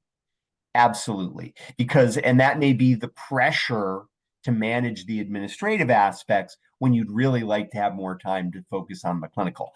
And again, the thing we want to acknowledge here is that you're always probably going to be balancing the two. And we want to make sure that, especially given that this is Clinical Foundations II, that we don't want to be giving clinical supervision the short end of the stick, which often is what can happen. That because of the pressure that Elaine just mentioned, that people are often pressured to spend more time on administrative. And again, I love the brevity of this idea that supervisory goals, clinical supervision has these 4 goals. And I want to make an especial underline and acknowledgement that promote professional growth is goal number 1. Protect the welfare of the clients, equally important, but here it's listed as number 2. Monitor counselor performance is 3, and empower counselors is 4. And it's interesting because I would draw a straight line between 1 and 4. Because if you're promoting professional growth of supervisees, chances are you're empowering them as well to be effective in their work. Again, 4 primary goals. Number 1, promoting professional growth. The others follow. Yes, and Elaine, you're also absolutely right. Having the right number of supervisees really matters too, because there are only so many hours in a day, and you have only so much time to devote to the provision of clinical supervision. Absolutely. I love this graphic, although sadly the type is a little small, but the idea of this balance between clinical supervision, administrative supervision, and evaluation, that these are all things that we're always balancing and that we want to be mindful of. And again, I'm going to repeat and underline, we want to make sure that we're not giving the clinical side of it, the professional development side of it, the short end of the stick. And I'm going to pause for a minute there because I want to pose a question to the learning community. And this is the question that I want to pose, and then we'll take our break. The question I want to pose is, if we give the aspects of clinical supervision less attention than the administrative elements, what do you imagine are the possible outcomes of that? Yeah, go ahead, Danielle. You seem to have a strong reaction to that. Go right ahead. I just think we have that the supervisees will basically think that you didn't care. And that's a huge thing that will not necessarily break trust, but will definitely not leave them feeling empowered or as though they would feel comfortable coming to you, because they'd be bothering you. Thank you. Thanks. Anybody else have any thought or reaction to that? If we don't carve out, protect the time necessary to carry out the clinical supervision aspects, and administrative supervision creeps in and starts to overwhelm that, what do you see as potential outcomes? Danielle, thanks so much for starting us off. Zakaya, go right ahead. I feel the clinicians will feel neglected, and the clinical supervisor will then pose a lot of administrative stresses on the clinician, causing them to feel overwhelmed and feel unneeded, and therefore they'll find somewhere else that they can go to get what they need as a clinician. Yeah, we'll lose a lot of clinicians. Okay, thank you. Elaine wrote in the chat, agency will suffer, impact on whole agency. Patricia, what do you think? Think about, like, if you're developing talent, and think of it even from that business perspective, if you're not building the clinical skill set, the impact is on the clients in that way. But also if people aren't building, so you've got, client satisfaction, client, care. And then on the flip side of that too, I think about compassion fatigue, burnout, secondary trauma. Supervision is a space for us to engage with compassion and empathy in a way that we get to be cared for as supervisees, and we get to provide that. And even just that mutual relationship is the antecedent for that. So it gives us the opportunity to have more more eyes on, I guess. I don't want to say hands on, but eyes on our individual clinicians' level of compassion fatigue, burnout, and secondary trauma, so that we can help mitigate those things and for both client care and clinician care. Yeah. So the welfare, the health, emotional and physical of clinicians is potentially at risk. Yeah. Yep. Charlene, yeah, go ahead. I completely agree. I'm sorry I didn't catch the lady's name that went before me. Patricia, yeah. Patricia, that was the first thing that came to mind. If there is no clinical supervision, then the clients are going to be the ones to suffer the most, then the supervisee and the agency as a whole, because the clinicians and the clients are at the core of it all. That's who's bringing in the money. That's who's making sure that the clients are getting their needs met. So if the clinician's needs aren't being met, the client needs are not going to be met. How do you know that the clinician is using, the appropriate skill set, acting appropriately, and working for the betterment of the client if you're not having clinical supervision? The clients are going to suffer, especially if you have a bunch of new clinicians. How are they going to know what their roles are and maintain it? That's liability issues that now is going to start developing from that. So the client suffering and the clinician suffer as well, which is now going to impact the supervisor and the director and the agency as a whole. So it has major impact, I think, just as much as the administrative, if the roles were to be reversed. Thank you. Thank you. So, folks, we are going to take our second 10-minute break. And before we do that, I'm going to make the most obvious statement in the world, which is this: that clinical supervision is critical to the success of care.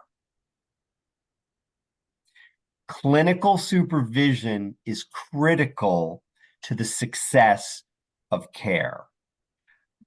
I am so glad that we as a learning community are able to focus on this together, because you can actually make a difference in your role as a clinical supervisor.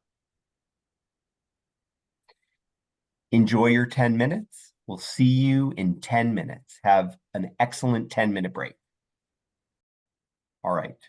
So I am going to share my screen again, folks, and I just want to acknowledge it is 5 minutes to 12. So we have been together for a little less than 3 hours now.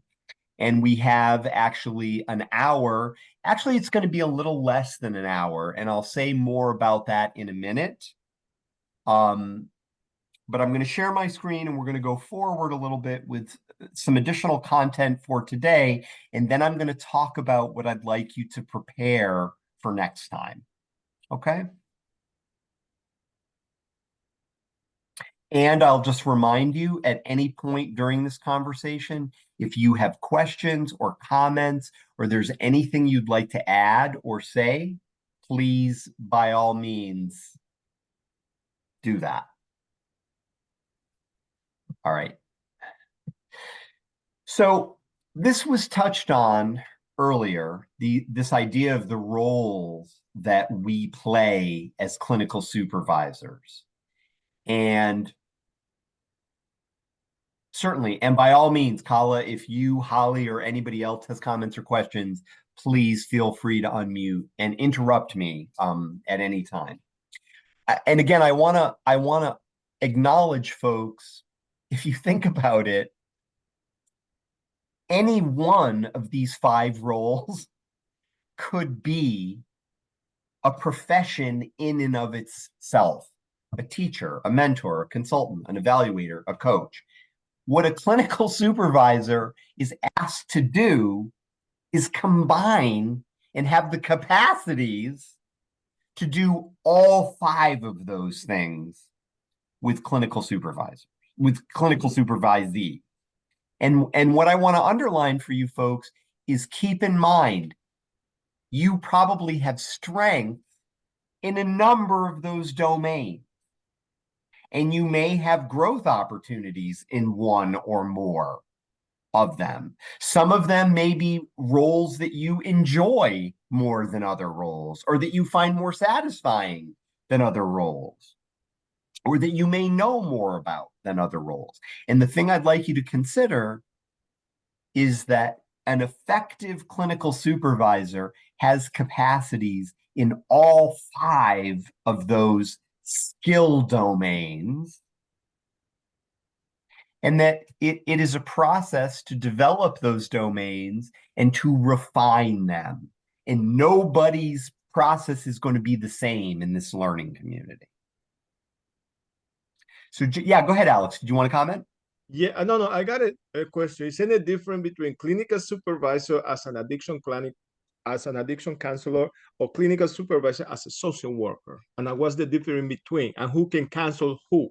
Who can supervise who? Well, again, it's probably who gets appointed or gets that role. And what I would say is that the distinction to be made there is that not all social work trainings or not all social work educational paths have an emphasis or an expertise on substance use. Yeah. They may touch on it, Mm-hmm. but they may not necessarily have an expertise in it. Yeah, because.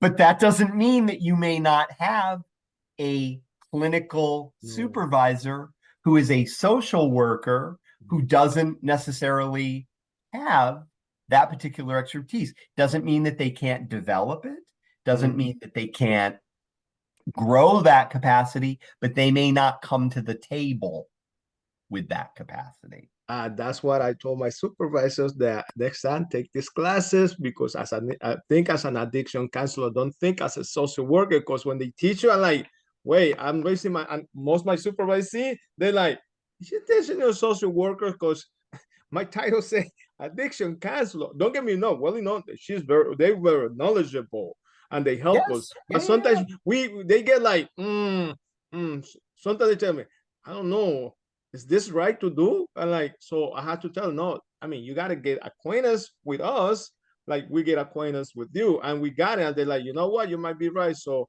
thank you. So I'm gonna tell them that this class is interesting for them, for all of us in general. Absolutely. And let's underline something here, folks, that being a substance use counselor may or may not necessarily, that person may or may not be a quote unquote a social worker. Being a substance use counselor doesn't necessarily require an advanced degree.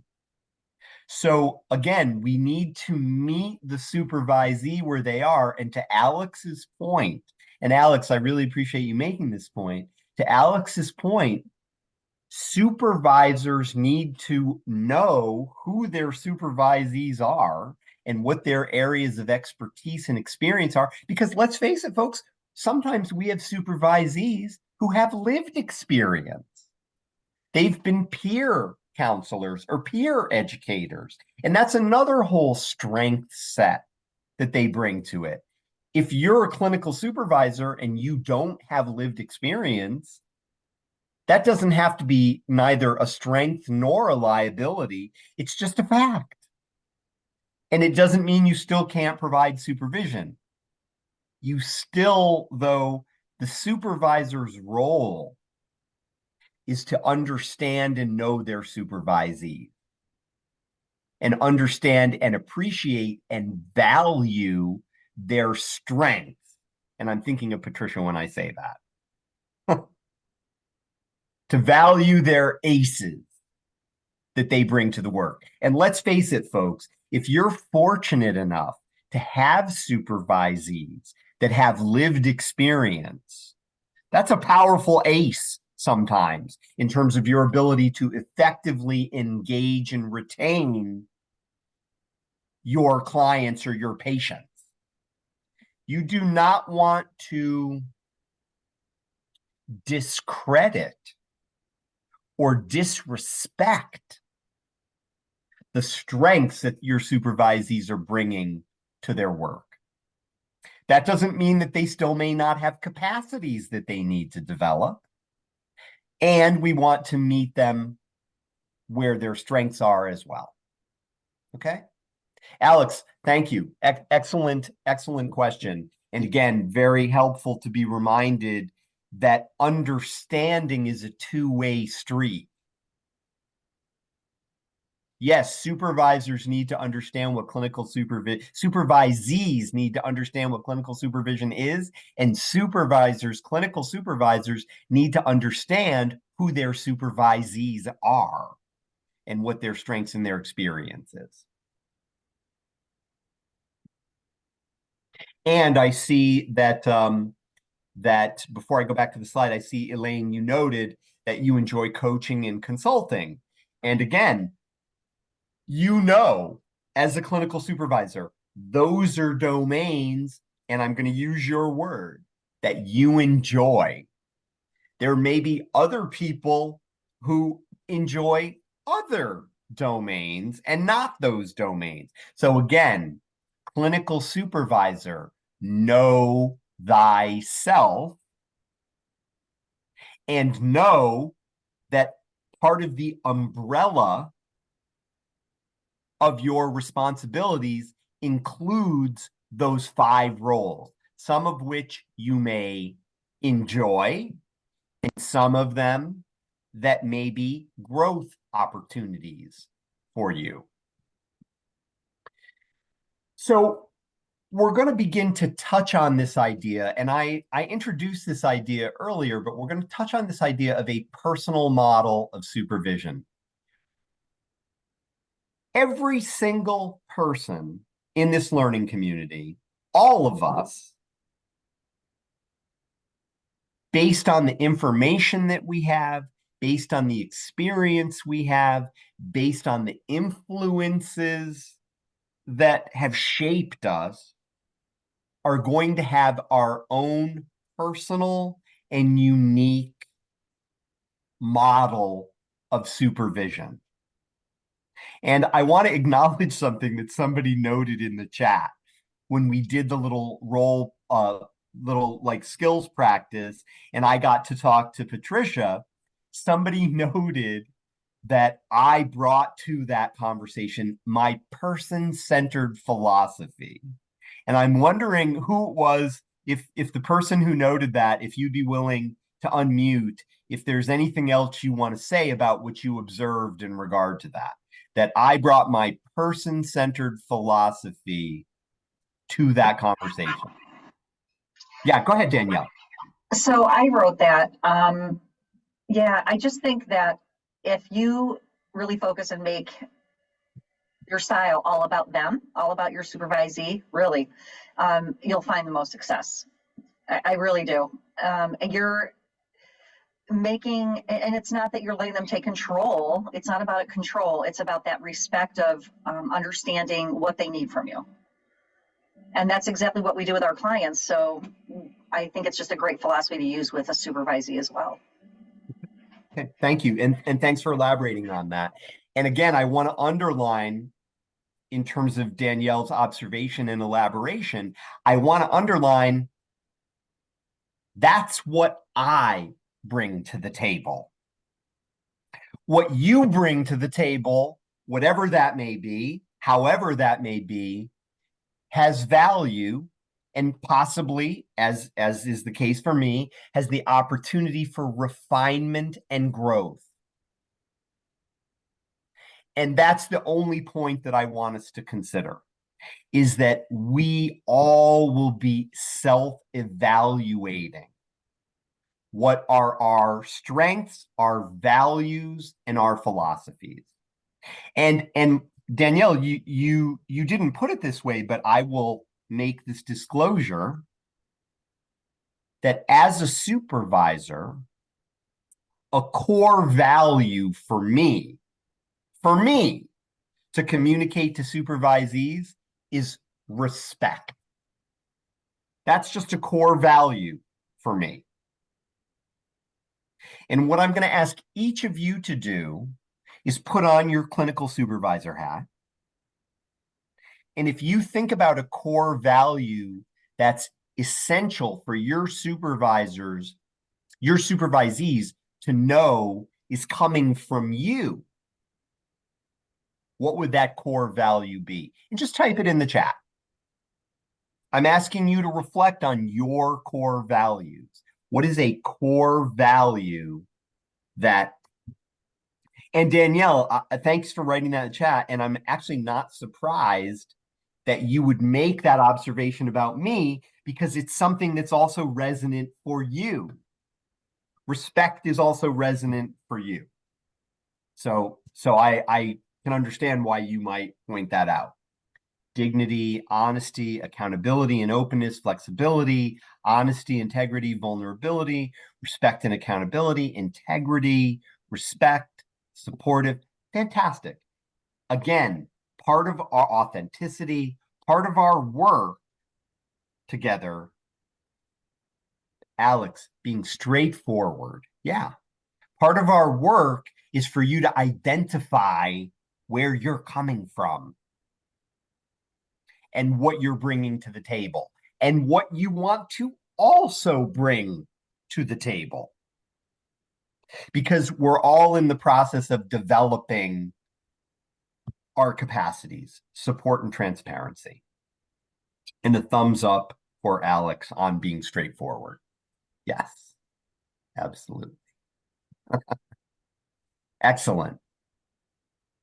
So as we think about this idea of a personal model of supervision, again, these are the learning objectives that we're going to focus on. And again, I'll draw your attention to number 3, begin to define your own model of supervision. Well, guess what? In a very preliminary way, you just did that in the chat. You are already, and many of you are already providing clinical supervision. Therefore, you already have a model. And what this learning community conversation / opportunity is asking you to reflect on that, reflect on your strengths, and reflect on where you'd like to grow, enhance, and refine. Yes. So this idea of a model, and you may remember, folks, in the 14-hour training, also in the participant handbook, there is written information about a variety of models that can inform clinical supervision. And again, think about it from this perspective, that this model is a plan for where you go, and the method is kind of the path about how you get there. And I love this quote that if you don't know where you're going, any road will take you there. And to me, thank you, Anonymous, to me, and I don't know if they mean that the quote is anonymous or that the photographer is anonymous. I think they mean the quote. The point to me, though, about this particular quote is the invitation to clinical supervisors to think, reflect on, and be intentional about what model you're influenced by or what values you're influenced by. Therefore, you will have some sort of structure or model that you can reflect on, evaluate, consider, and potentially refine. So these are a couple of questions that the workbook and this learning community conversation are posing. And I guess I'm wondering if we were to number these 1 through 4, 1 being the first bullet, 4 being the last bullet, if we were to number these 1 through 4, which one of these questions do you think would be most important for you? Yeah, and Elaine, you're making a really good point that variation of models depends on the needs of the supervisees, and that's the flexibility piece, because we can't necessarily rely on only one particular model. And we're going to come to that in a moment. But I'm wondering if we were to number these questions 1 through 4, which one of these questions, and I'm going to ask you to vote, which one of these questions, and you can type the number in the chat, do you think is the most important one for us to discuss as a learning community? So what are the advantages of being able to explain or defend what you do as a clinical supervisor? Question 1. Question 2, What is the value of having a theoretical base that supports what you do? Question 2. Question 3, who is accountable for clinical services? And question 4, how does having a supervisory model or standard protect the supervisor and the agency? Which one of these questions do you think is the most important one for us to discuss as a learning community? And 9 of you, it seems, at this moment, and let's get everybody, 9 of you have typed in the number in the chat, now 10.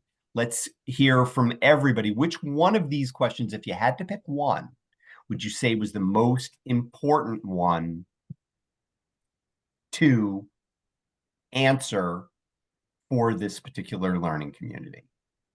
So 4, 1, 4, 3, 4, 4. 4, 4, 2, 1, 3, 2, 4. Okay. So in a completely scientific way, I have determined that the great Holly's laughing at me because I said in a completely scientific way, and she knows exactly where I'm going. Probably in the most arbitrary way. Let me put it that way. Let me start by saying all of these questions are important for us to consider. And 4 seems to be the one that there's a greater balance.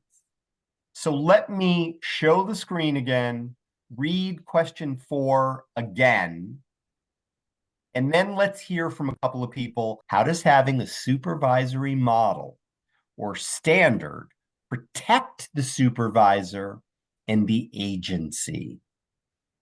I love all these questions. The learning community has spoken. We're going to focus on question 4.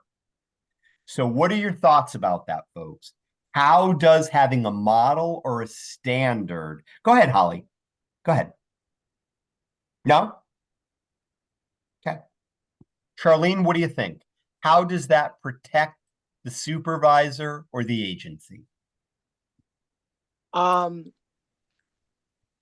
order to function in this chaotic society that we live in, we need rules, we need principles, we need regulations. And at the core of everything we do, there is a consequence. And being that there are going to be consequences for the actions that we're taking, and these actions are directly linked to people's lives and livelihoods, then we must have some set of standards by which, from which we are working off of. If there were no standards, then you can be a counselor and what you say go, and then I could be a counselor and what I say go, and we can both screw up people's lives, or we can help them get better. But if we don't have a clear set of standards or rules across the board that everybody is accountable to, or responsible for, then as a profession, we're gonna suffer. Not just as an administration, as a supervisor, or as the client. Everybody is gonna suffer because the lines and the roles are gonna be blurred. And how can we really do what we're supposed to do if we don't know or have, a place to go back to and say, well, I love going and saying, well, this is what the reg says. Okay. And if there are no regs to go by, then we have to go towards a higher authority. We're dealing with people's lives. And at the end of the day, that's what is at the core for me. I'm not going to jail for nobody. So I need something to go back to. And that's why I chose number 4. Yeah, thank you. And again, I love the way you put that. I'm not going to jail for nobody, because if we have defined standards and we adhere to those standards, we've maintained the safety of the practice, possibly the profession, the patients, and ourselves. And people, Christy wrote in the chat, structure creates safer spaces, absolutely. And Ashley wrote structure and consistency. Yeah, because if Christy's my counselor, and then for some reason I don't see Christy anymore, and then I go to see Holly, if there's not any consistency between them, what does that say about the level of care that's being provided? And a standard or a model gives us an opportunity to have something to touch back on. Melissa, did you want to add something? No? Okay. Elaine wrote, help to frame your outcomes, how the agency is doing overall based upon standards. Yeah. And again, keep in mind, folks, what we're talking about here is the standard of clinical supervision so that there's a model. And I'll give a very concrete example here, which may be very near and dear to many people's hearts. One of the lesser spoken about reasons for this particular learning community conversation, for the 14 hours that precede it, and you may not be surprised at what I'm about to say. One of the reasons for this is because clinical supervision is not happening for a lot of people. They're not getting clinical supervision. We're not even talking about the standard of the clinical supervision they're getting. We're just talking about the fact that people aren't following through for whatever reasons. They're not getting it. So in some instances, that in and of itself is unethical. And we haven't even talked about the standard of the clinical supervision yet. Also, number 4 encompasses what the other 3 reflect. Yes, there is an element of all of them in 4. Absolutely. Absolutely. Holly also writes, structure that is supported by evidence also ensures our work is grounded in science and supports or corrects our intuitive natures.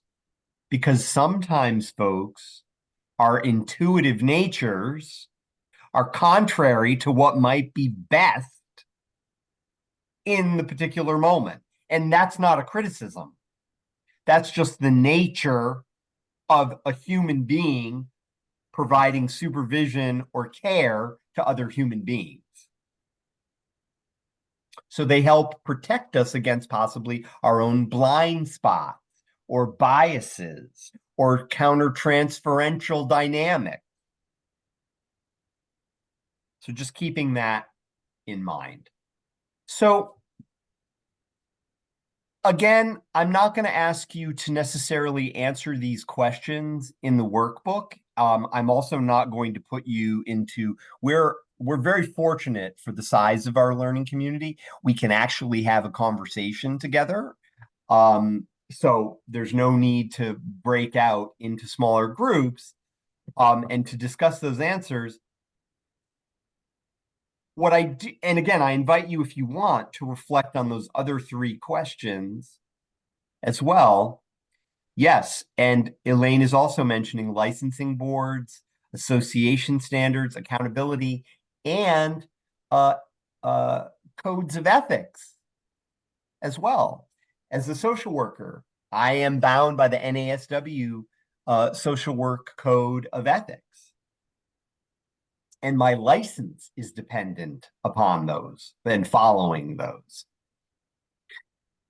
So this idea of supervisory models, fully acknowledging that we are all developing our own personal model of the provision of clinical supervision, and our personal models are influenced and can be shaped by other models. And again, you may remember, yes, and that is why we have, Mandisha, you're absolutely right. That's why we have policies and procedures that help us with that. You may remember these models that are competency-based, treatment-based, developmental, and integrated. And these are larger sort of frameworks that lay out particular types of models that we may find a certain resonance with or not. I'm going to stop sharing my screen for a moment because I want to underline one of the overarching goals of this particular learning community conversation is for each and every one of you to be able to effectively develop a professional development plan for a supervisee. And a professional development plan that's based on, and I'm going to share my screen again, competencies. There is a tool that is one of those 6 documents that looks at the competencies of the counselors that we may be providing clinical supervision for. The professional development model that you're going to develop and is going to be part of your post 12-hour requirement to complete is basically competency-based, because you're going to identify a particular competency or competencies that this supervisee is being guided to grow toward. And it's focused on a specific, concrete competency. So that's a particular perspective that you are being invited to consider and to practice in terms of developing this professional development model. You may also recall that under these competency-based models, there was the discrimination model, the skills and behavioral model, the task-oriented model, that under treatment-based models, there's psychodynamic, person-centered, cognitive behavioral, family therapy, and feminist. Now, again, I know that you were exposed to those models in addition to these integrated developmental models, 3 primary stages of growth, assessed across 8 performance domains, each domain assessed across 3 structures. They start to get very individualized and specific.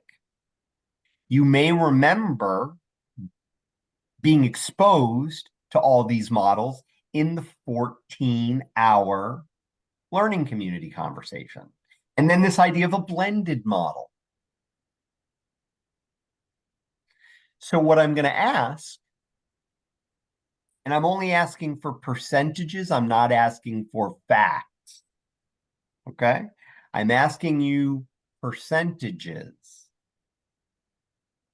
And remember, we spent a little bit of time debriefing about the 14-hour course. So this is a 2-part question. Part 1, when you did the 14-hour course, do you remember being exposed to information about all 4 of those models? And the answer is yes, no, or unsure. And just type that in the chat. Do you remember being exposed to those different models? Okay, so a number of people are saying yes. Fantastic. Fantastic. Good. And if you don't recall, that's okay too. There's no right answer here. I'm just asking you to assess. Do you recall being exposed to those models? So far, everybody who's responded has said yes. Fantastic. Here's the percentage question. And again, this is subjective. based on your exposure to those models, 0% meaning none, 100% meaning everything, what percentage do you recall about the information that was covered about those models? And I'm asking you to just subjectively assess for yourself. What percentage? So either 0 to 100%. Patricia says 20. Yeah. Fantastic. I would say 10%. 10%. Charlene says 10%, 50%, 35%, 20%, 35%, 25%. And you know something? Congratulations. That's really high percentage of what you recall. Oh, Holly says 66.66%. Fantastic. In general, constant review. Kala also says 60%. Fantastic. Fantastic. Excellent. I am going to invite you to reacquaint yourselves. And I'm asking you to reacquaint yourselves in a very specific way. Okay? So I'm inviting you to reacquaint yourselves. And I'm asking you to reacquaint yourselves in a very specific way. I want you to be very clear about what I'm asking you to do. Okay? So I'm going to share it with you. Then I'm going to ask somebody else to say it back to everybody in the learning community in their own words. Okay? So I'm asking you to reacquaint yourself with these models. And the unique element that I'm adding to it is I want you, as you review these models, and there are some specific pages that I'm going to ask you to read in the participant workbook. And this is what I'm asking you to do before we see each other again. Okay? So you're going to reacquaint yourself.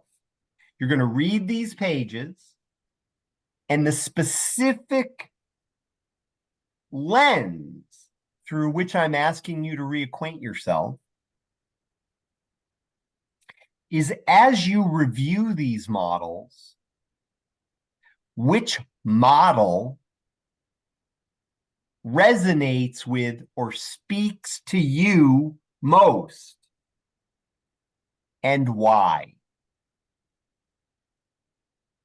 So you're going to review all of the models. You're going to read those pages in the participant workbook. And the two questions you're going to answer is, which one of these models speaks to you, resonates for you most, and why? That's what I'm asking you to prepare for when we see each other next. Now, for some people, picking one may be challenging because there may be pieces of various ones that also speak to you. And the thing I want you to understand, folks, is that's okay. It's perfectly okay. And if you want to comment on that, you can. What I am going to ask you to do, though, is, if you can, narrow it down to one and why that one speaks to you most in your role as a clinical supervisor. Is there someone in the learning community who would be willing to unmute and repeat the assignment to the rest of the learning community?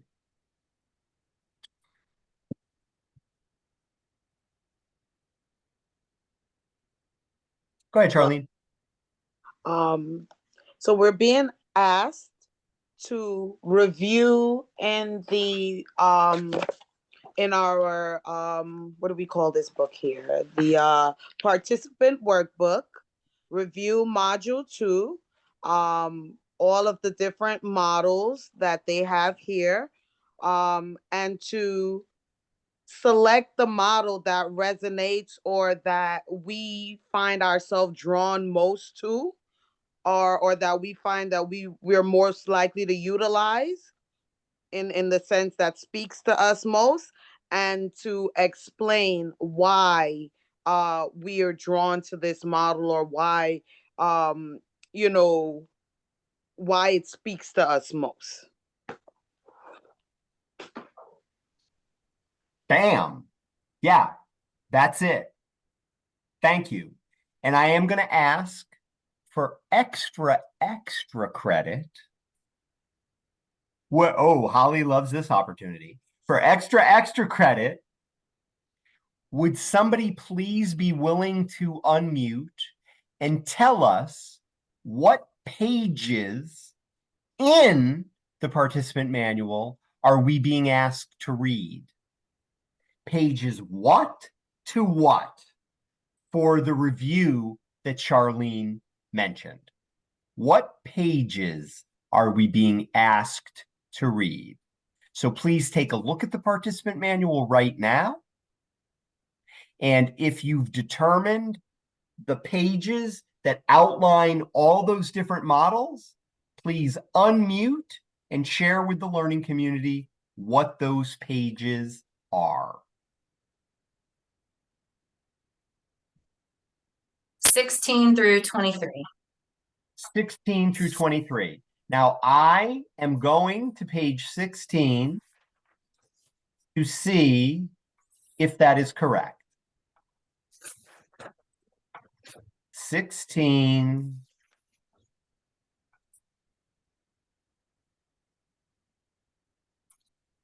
through 23. Bingo. And I am asking you to answer those two questions. Which one, as Charlene said, speaks to you, resonates to you most, and be able to tell us why? So pages 16 to 23. Okay, that's what I'm asking you to do until we meet again next week. Are there any questions or comments about the learning opportunity that I'm asking you to focus on? And feel free to unmute or put it in the chat. Are there any comments or questions about what I'm asking you to prepare and what Charlene so clearly restated for all of us? Is there any comment or question about that learning opportunity that I'm asking you to engage in until we see each other next?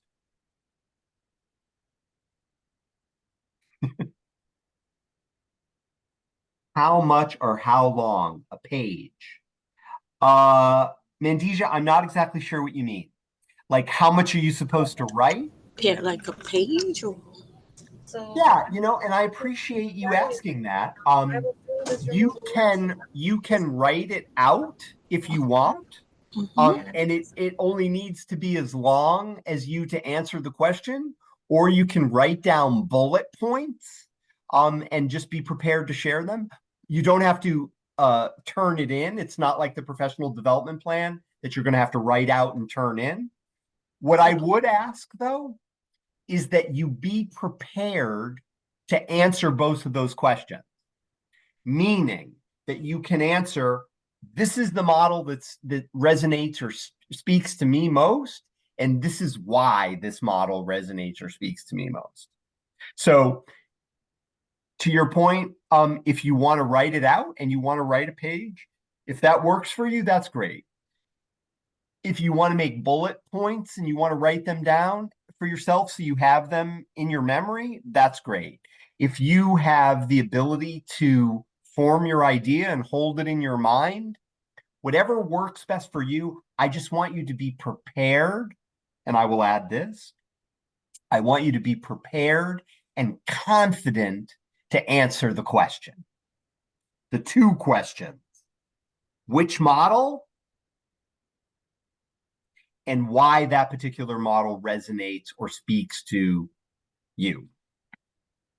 Okay? And if you have any other observations that you want to share, that's fine too. Yeah, go ahead, Mandy. Partner? Say that one more time. I was asking, could we work in pairs or just by yourself? No, I'm asking you another great question. I'm asking you just for the purposes, at least of this learning opportunity, that you please just answer the question for yourself. Okay. So I'm gonna ask you to review the models on your own and answer the 2 questions for yourself. And thanks for asking about working in pairs, because maybe that's something we can do going forward on something else.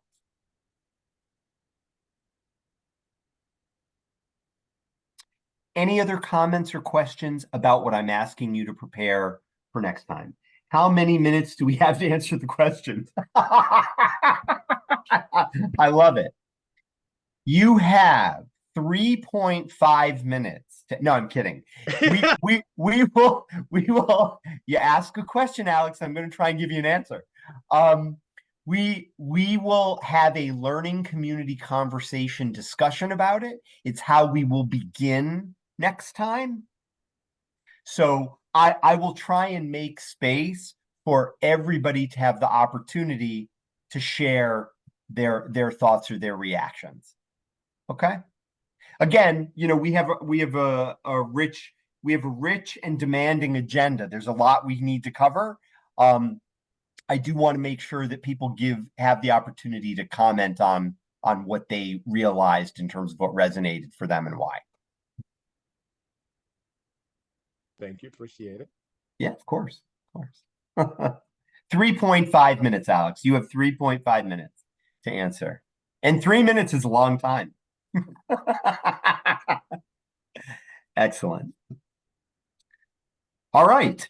So, folks, I'm going to ask you at this particular moment to take a nice deep breath and just let it go.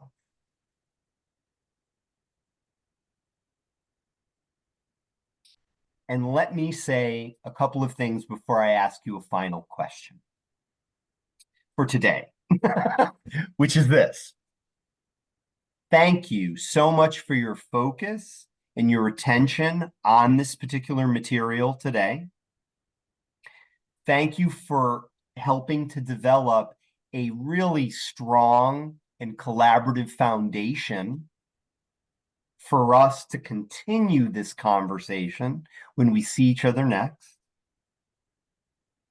And what I'm going to ask you to take a moment and reflect on, because I am going to give you a few moments before the top of the hour, I am going to give you a few moments to begin your review of those particular pages. What I'm going to ask, though, before I hand that time to you, is I am going to ask, based on your experience today, this is another opportunity for you to self-reflect. Based on your experience today in our learning community together. And Elaine, you're very welcome. What I'm going to ask is, what's one thing that stands out to you so far based on your experience of our time together? And I'll invite anybody who'd like to unmute to comment on that. There's no right or wrong here, folks. This is you reflecting on your experience. So what's one thing that stands out to you so far about your experience? Kalsum writes, thank you for such a great session. I focused beyond my capacity and now I just want to sleep. 4 hours is a long time on Zoom. Yes. Yes. Thank you. Alex writes, your knowledge and the way you teach. Okay. Thank you, Alex. Yeah. Is there anything? Yeah. Danielle writes, we are all individuals that will supervise differently, but with the same core values. Thank you. Elaine writes, constantly learning can, it disappeared. Hold on just a second.